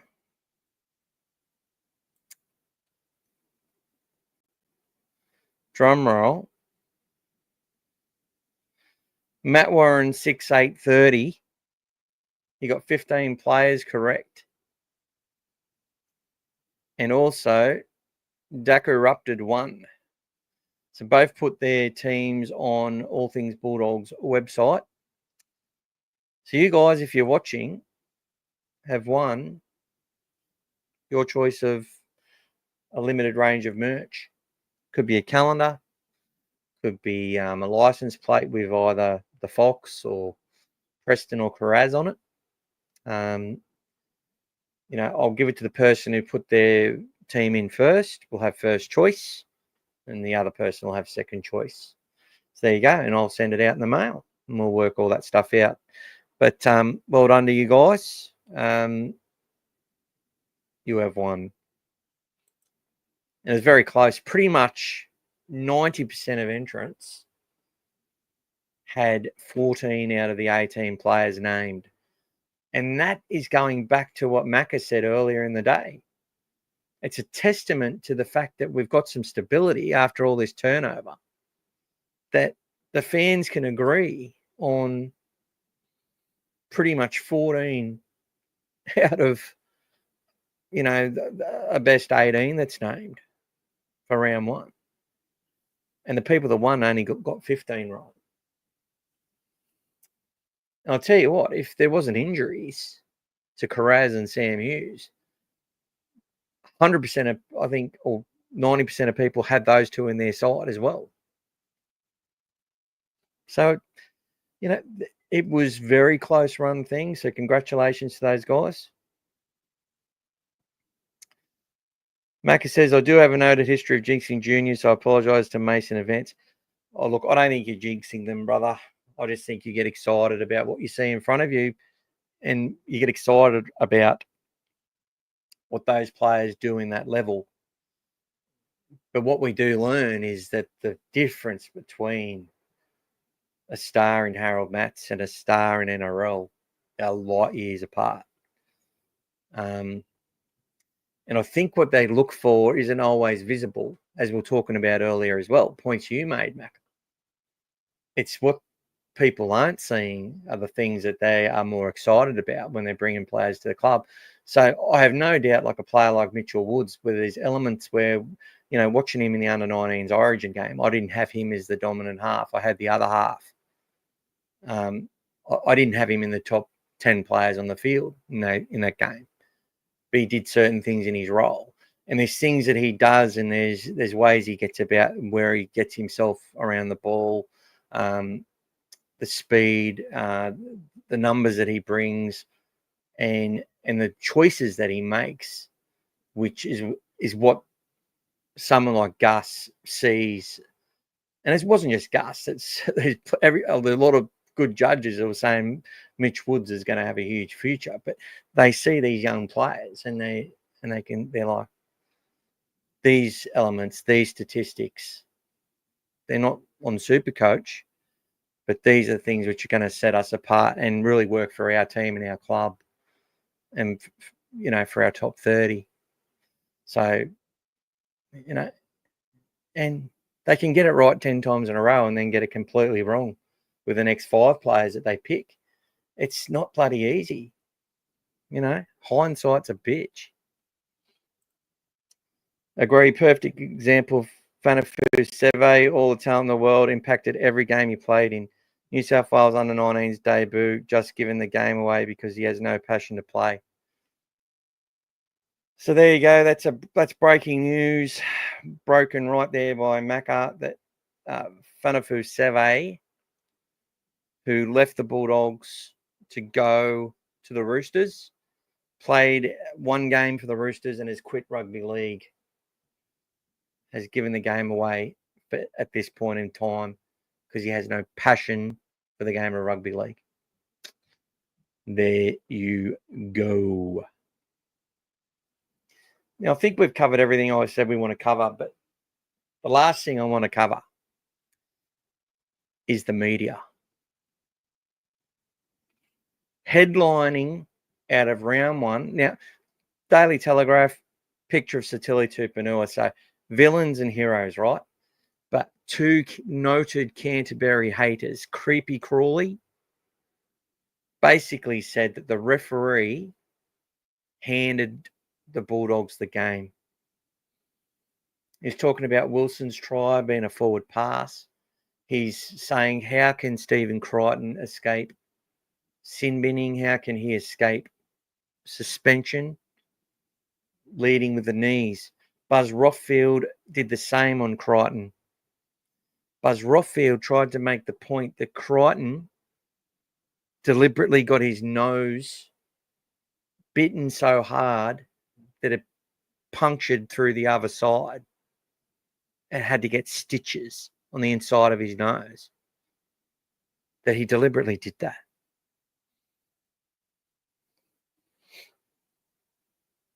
They've got it in for the Bulldogs, and they want to scapegoat players already. Stephen Crichton, a devout Christian, a good man. He's out there leading our club. He didn't lead with the knees. There was no injury. He was coming across on a cover tackle, the attacking player, it's just incidental contact. And it contacted his thigh. Now, does that make it any less dangerous? I don't know. But he didn't slide in with his knees, for fuck's sake. And it's clear that didn't happen.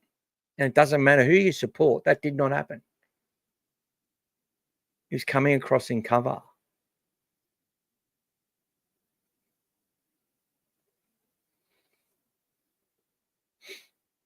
But the big one I want to have a crack at is Jimmy Smith.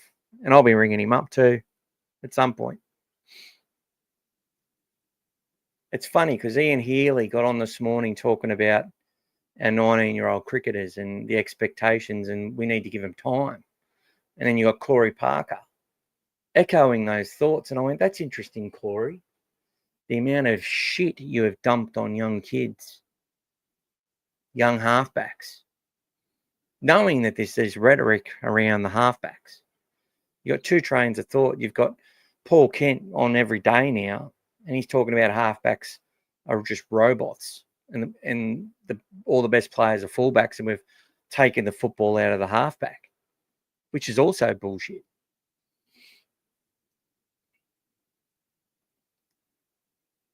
And he's the first one to complain about a half that can't manage the game at the end of a game. You know what I mean? The hypocrisy in in the chase for a headline and for a rhetoric that suits, and they just turn around. Oh, God, Buzz, we like go on a Gus, and then but he's one of the greatest minds in the game. But he's going to cost your club millions and drive it into recession. Or whatever he fucking says. But Jimmy Smith, the way he was so dismissive of Toby Sexton's effort on the weekend, no mention of his try assist for Satili Tupanua, from what I heard. Spoke about it, not just in his rearview mirror, but got, little previews he did earlier in the day. Oh, the Bulldogs. Well, they proved that they still haven't solved their halves problem, and their Reid Marnie has been exposed problem. The problems with their hooker and their half. Just putting targets on their back so he can beat his own fucking chest. It's disgraceful. Like, I listen to Jimmy Smith and I laugh sometimes, and he's a commentator as well, calls the game now. Not very good. But I enjoyed hearing him say, what's the matter, Parramatta, when they went down 16-0 after about 10 minutes. But the very fact that he doesn't understand a game plan and can just... And his point was Damien Cook didn't play very well.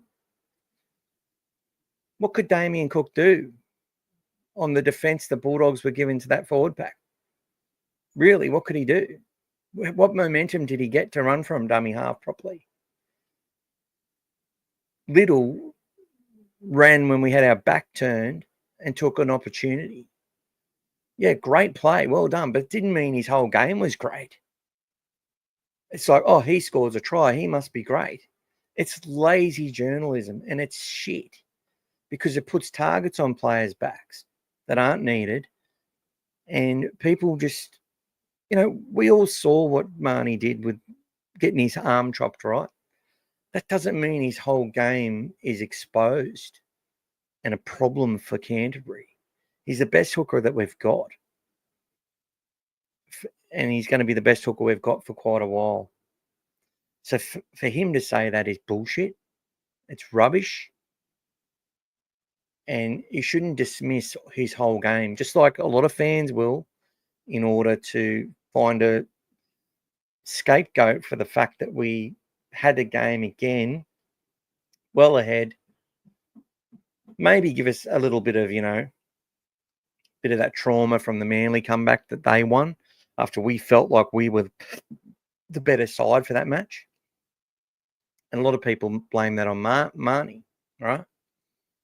And there's some valid points around that. I'm not dismissing that. But for Toby Sexton to be talked about, he didn't manage the end part of the game, so we didn't win.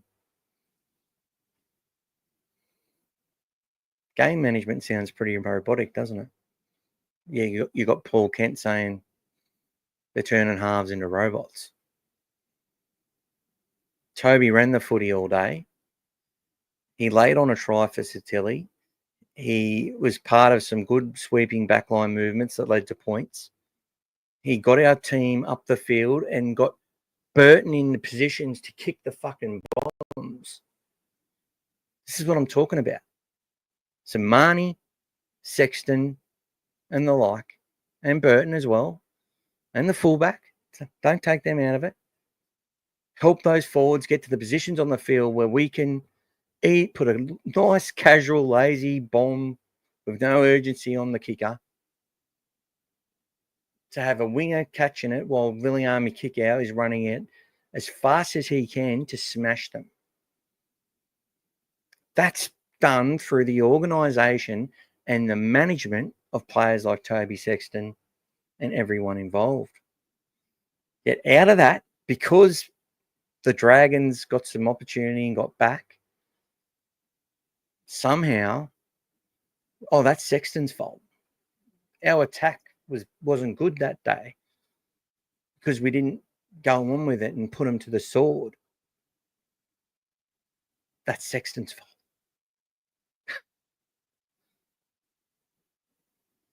I'm not saying it's perfect. I'm not saying he can't improve and he can't do some things better. You know, he runs that footy or he kicks that ball, and that time he ran it and got smashed. And we get a repeat set, then the next time he runs it and he scores because they're under a bit more fatigue, a bit more patience. But they all know now, sometimes a kick in behind when the opposition team's aware of it. There's a 50-50 chance they're not going to get the ball back off the drop kick. The defending side's going to get the ball back from the dropout. So many things, and the media just want to rubbish that. Buzz and Crawley, because Crawley be sitting there upset because he's Roosters. He loves to talk about how great they are. Well, what's Robinson doing about that, mate? What did Robbo do about the way his team were playing? And they got dominated by the Broncos. Greatest coach in the game, Robbo. If you speak to Crawley. He's a good coach. I'm not saying he's not. But it's just funny how find a way to put targets on our players' back after we won only our second first round one game in 8 or 9 years. There you go. Score predictions, guys. I've got Dogs 28-12. That was the same as what's his face? As sorry. That was the same as bloody sorry, I'm having a bloody trouble. Adam. He said 28-12 as well. I think 34-16. Crawley saying Bulldogs have big and powerful club bias now is absolutely dribble. There you go, Macca. Big club bias. What was the penalty count? 6-3. And what penalties did we get and what penalties did they get and where were they? I could tell you got the rub of the green in that game. It was the Dragons. Buzz Rockfield can go fly a kite.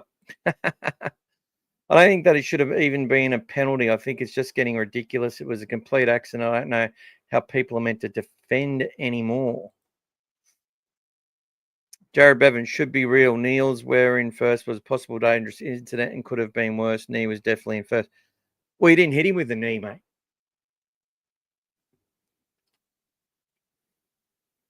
He hits him with the thigh. And he wasn't injured. And there's nothing you can do. You're coming across to make a tackle. He didn't slide with the knees. There was no sliding action. He was coming in low. And the contact from Wilson on the winger has caused the impact to happen where it happened. There was mitigating circumstances in the whole thing. It wasn't a deliberate act. And I don't think it was careless. Because look, there's always going to be element of, and this is the whole point I'm trying to make about head contact. The NRL needs to call it a combat bloody sport, and then prepare to pay off whoever they got to pay off for the past and move forward into the future. Because I can tell you now, every parent that I fucking knew that me or their children, if we played rugby league, we're going to be punch drunk. And some of us are, and some of us will have dementia.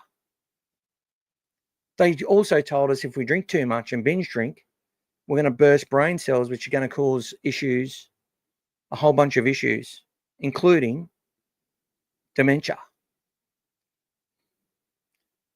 They also know that if you have whiplash by just hitting someone across the chest, you're going to get, if that happens repeatedly, which it does at every training session, for how many ever years they play it for, is going to cause these things. The game causes you physical harm. And for some people, mental harm. They can't avoid it. Doesn't matter how they spin it or how they retrospectively penalise the player. Right? Doesn't matter. And this bullshit, we want kids, mothers won't let their kids play the game. There are already mothers who won't let their kids play the game young. And then they say, no, I'm playing. I want to be one of the boys or one of the girls these days. Very passionate about it. And I come at it from an angle which no one talks about enough and people need to start talking about. Not one replay of that incident stops a kid getting hit in the head with knees on a cover tackle.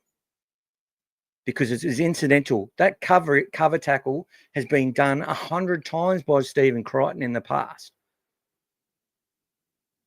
It just so happens that the position of the opposition player doesn't always end up in that situation where his head or neck are sort of coming across and being collected by a thigh. Josh Addo-Carr was knocked out after the play that Isaiah Tass should have been put in the bin for a professional foul. A try-scoring play where Isaiah Tass is there, is the one who tackles Josh Addo-Carr. And Latrell Mitchell coming across, he led with the knees as much as Crichton did, but I never said he led with the knees. Hits him with his waist and his thigh and knocks him out. He's really close, mate, to stop a try in a combat sport. Replay after replay of that should have had Mitchell at least in a sin bin or a penalty. Potentially a penalty try. Same thing. All Critter actually did to Christian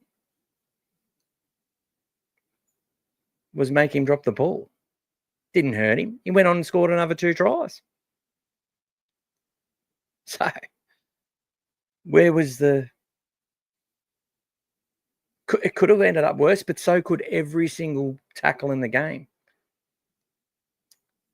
Jeff Gowalski, or whatever his name is, who got knocked out from being tackled across the chest by Burton and then falling into a stationary Josh Curran, who got a week suspension. He goes on and scores a couple of tries, I think, against the Roosters in round 1. Played really well. Brought to the club by Kevin Waters. Everyone's going, why'd you bring this kid to the club for? Well, get him in the Broncos system for a bit. Madge Maguire's there. He looks a real threat. Reminds me a bit of Preston. Away he goes. He's just a toiler that makes breaks and scores tries. I'm very passionate about this head injury stuff, and I'm never going to stop talking about it because you've got to come at it from this angle.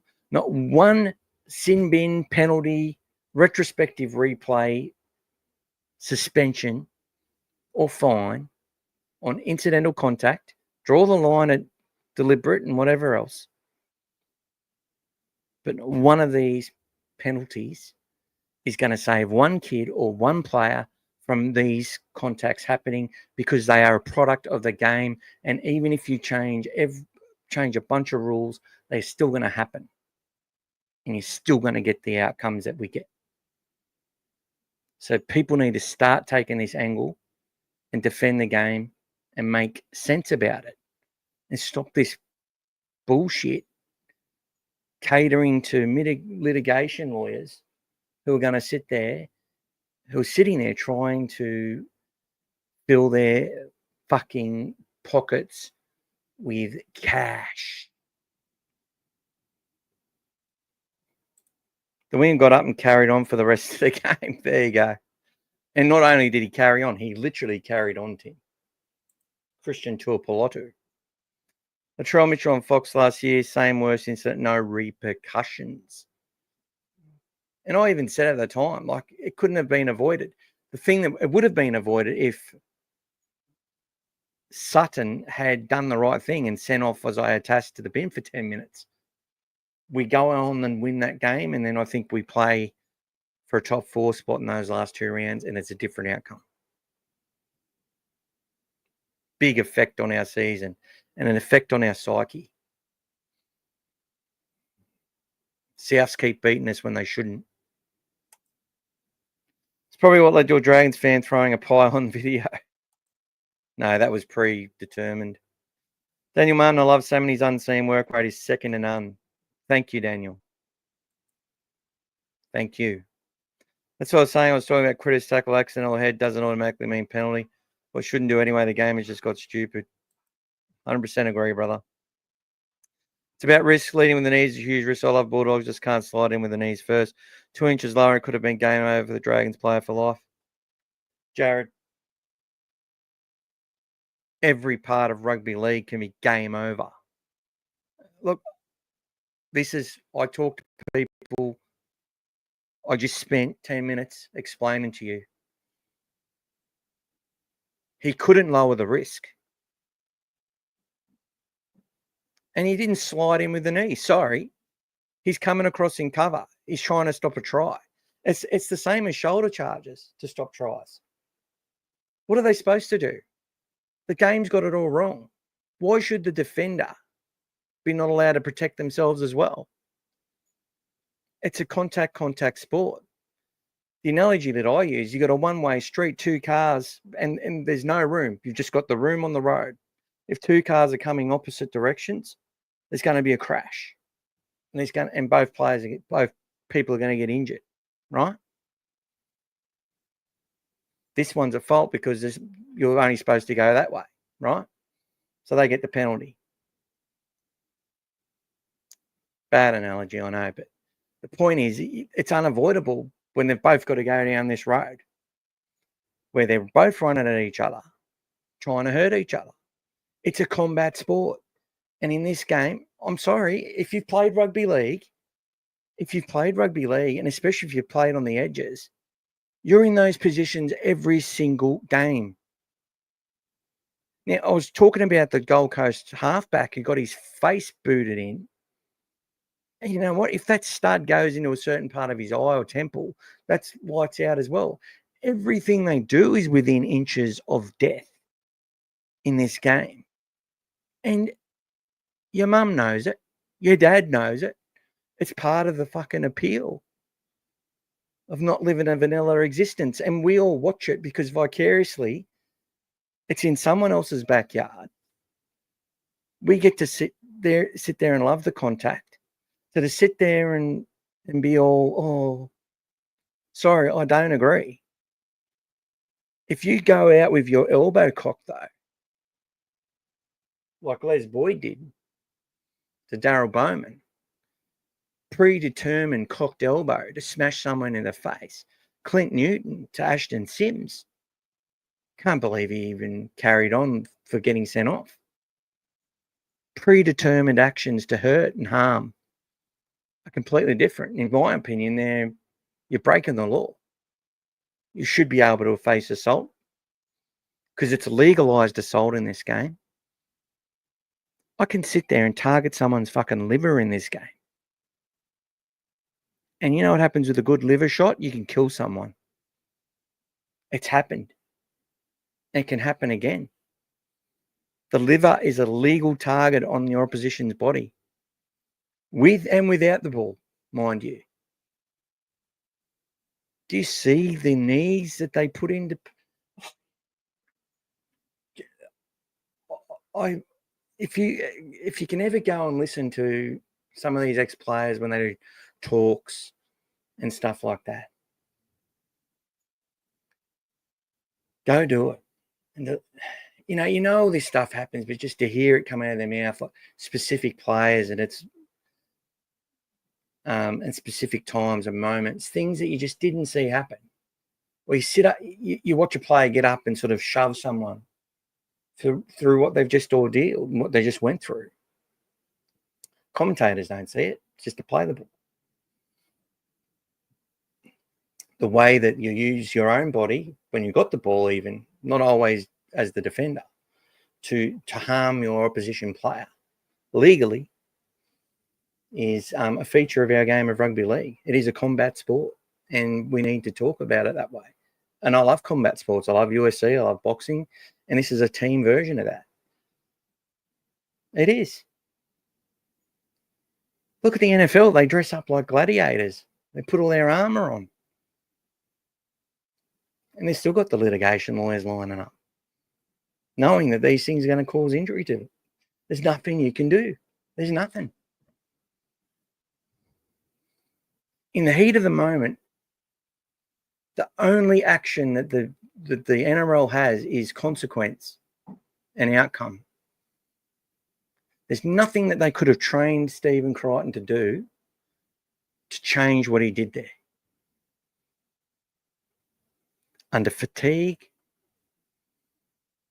under sufferance, under split-second decision. What does he change? They're constantly coming in cover doing stuff like that. They do practice. Sorry, but you're barking up the wrong tree there, mate. Latrell Mitchell, I would say that was similar sort of thing. But Josh Adokar was knocked senseless. Knocked out. Could have killed him. But in my opinion,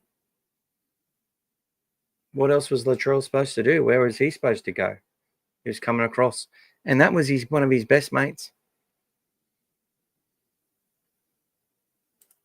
Jack Whiten did it on the weekend. Jack's been suspended for a week.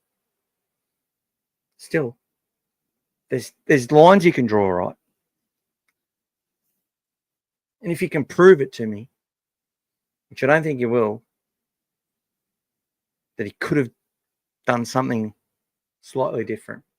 But I challenge anyone in the world to do it differently, other than to dog it and just let the player score, rather than not risk that player's life, I guess.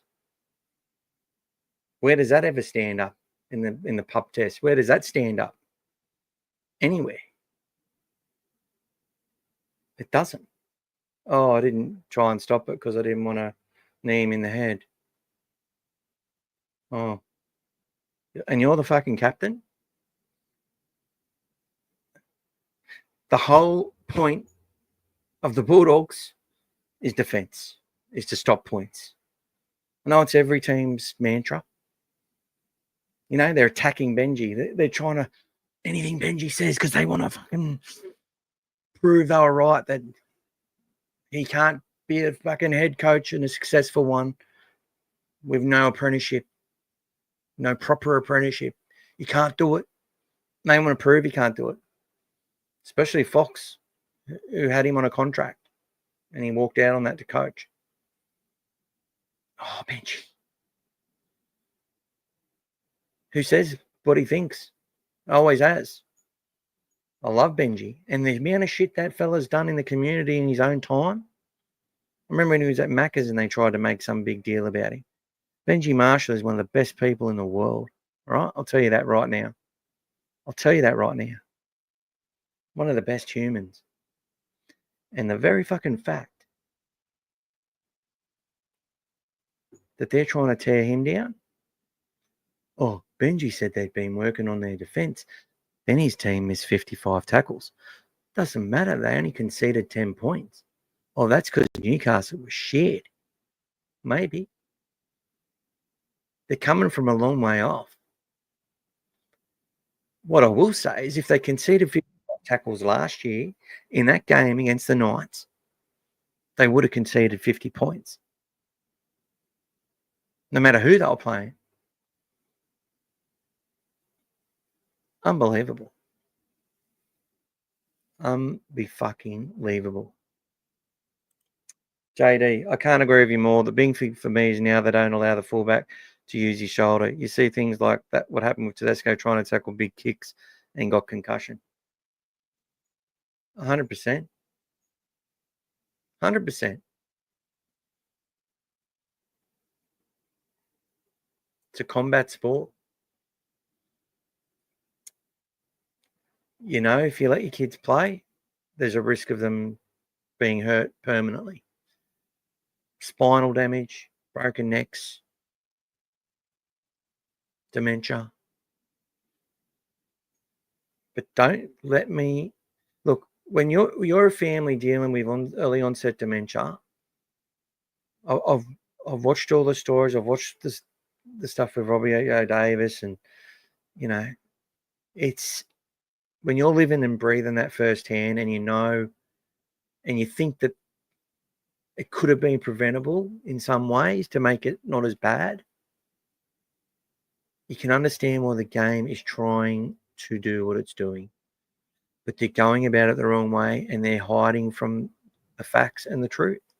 And the truth is that they cannot avoid these incidental contacts. They can draw as many lines as they want. But penalising someone after the event doesn't stop the event from happening again. And with more speed in the game, it will happen more. If they get rid of the kickoff, that will be a tangible reduction in the amount of high-speed clashes in a game. It will reduce them for the most part. But it won't stop these clashes from happening. It won't stop this trauma on the body. Timmy says the game has gone soft. I don't know if it's the game has gone soft, Tim.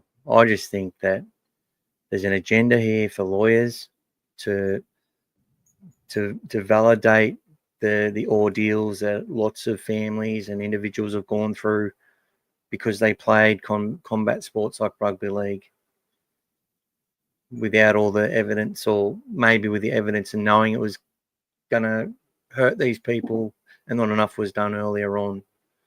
And everything that they've tried to do, they've been doing this for years to try and reduce the head knocks, right? But they still know they're going to happen.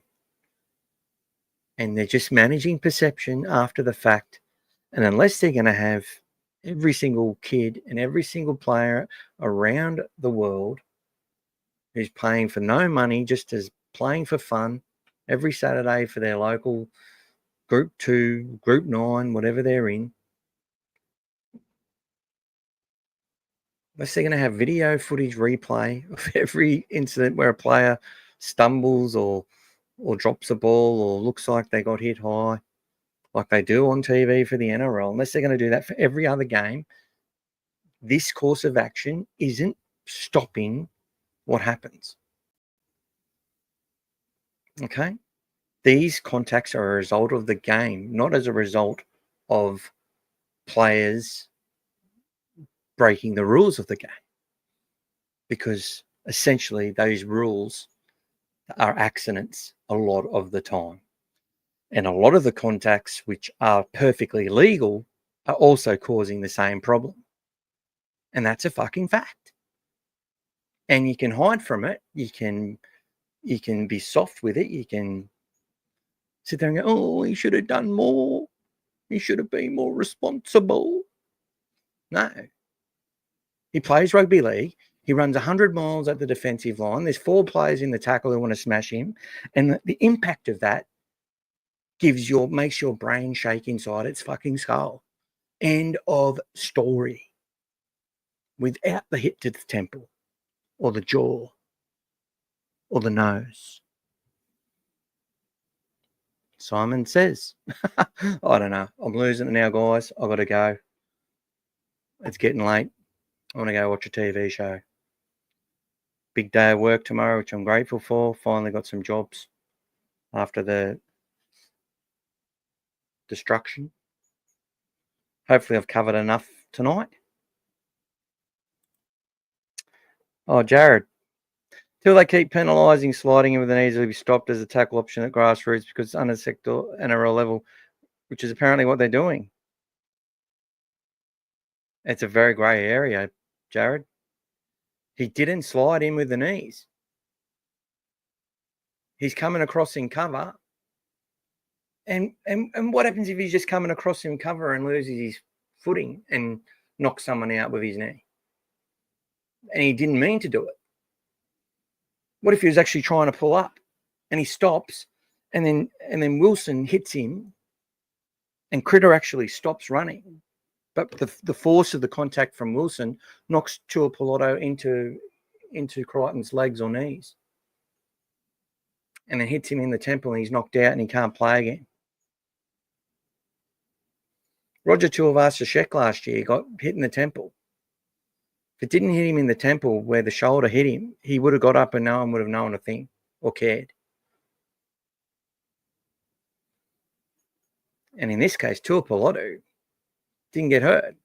And then you got Valentine Holmes, who pretended he got hurt to win a penalty. And next minute, he's making a try-saving tackle on bloody Bronson Cherry or Connor Tracy, I think, after Cherry made the break. And then not long after that, he's breaking through himself. Nothing was wrong with him. He just milked a penalty because it was a late hit.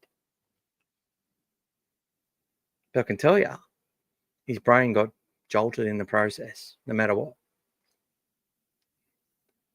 Anyway, thanks for your thoughts, Jared. I don't agree. 100% don't agree. There's sliding in uncontrollably with the knees. There's fullbacks putting their foot out to protect themselves, is what they say, to keep the players away from them, and they kick people in the head and in the face. And for the most part, those haven't been penalised. Some do get penalised, but for the most part, they get away with it. So, anyway, it's hard to be safe in a combat sport, is what I'm saying. You go into that ring, you're going to get hit in the head. You can try to avoid it. And the idea, you're not allowed to hit people in the nuts in boxing. You practice hitting above the belt, but occasionally you get them in the nuts. Accidents happen. Sometimes it's deliberate too. You draw a line. They make it as safe as they can, but it's a combat sport. And when people realise that, we can get back to just watching the game we love.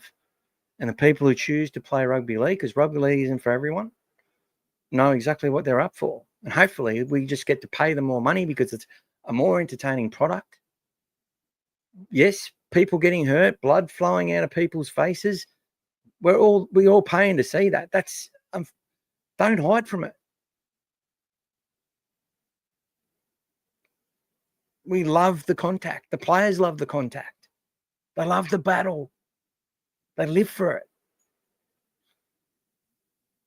Like a greyhound loves to race, loves to run.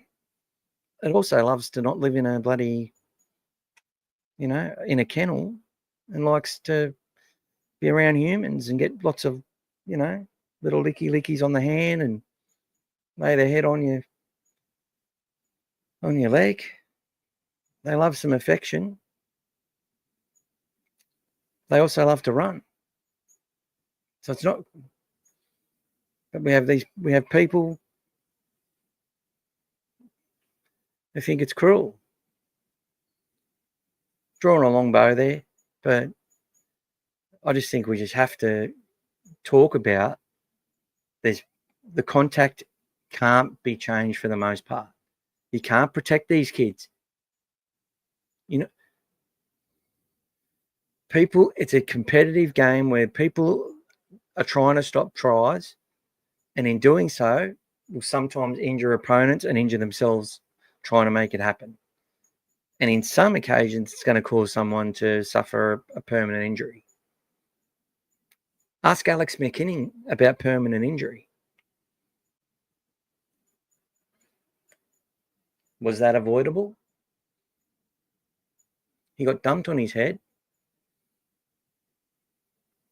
They've worked out that if a player puts his arm between the legs, there's a higher chance of risk involved. So they penalise that. That's fair enough. Yet we saw Connor Tracy, they had a hand between his legs. Now, while he got him onto his back, that was fine. But then after, he then got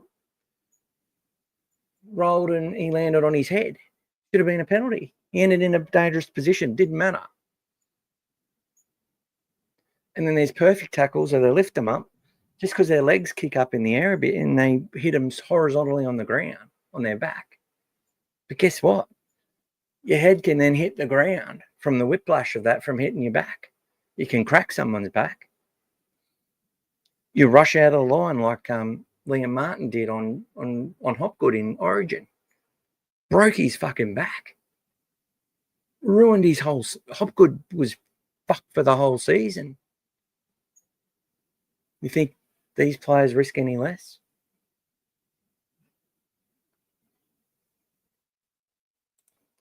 Good night, Mick. It's fine balance and drawing a line. Go the Dogs. Thanks, Jared, for your thoughts, and you got me fired up. And I welcome it. And it's about adult discussion, even though I did throw in some swear words. Thank you, people. Enjoy the game. I'll probably do something else during the week, potentially, if you want to watch more Bulldogs content, because we all love it. And that's the reason I do it, because I loved it as a kid. 9 seconds of Bulldogs content. I'd wait all day for it. I'd be looking forward to knowing the Bulldogs weren't on the radio or the TV. All I had was the news report on a Saturday to get 9 seconds of footage, potentially. And sometimes the bastards would only actually just give you the score. And that used to piss me off to no end. And then I'd be waiting till Thursday's paper to get all the results. So there you go. Now we've got people who are willing to talk about the Bulldogs and share their experiences and debate things and learn things from each other 24/7, and it's fantastic. Anyway, guys, take care. Thank you so much for your contribution, and go the Bulldogs. Thanks, Jared. Take care, mate.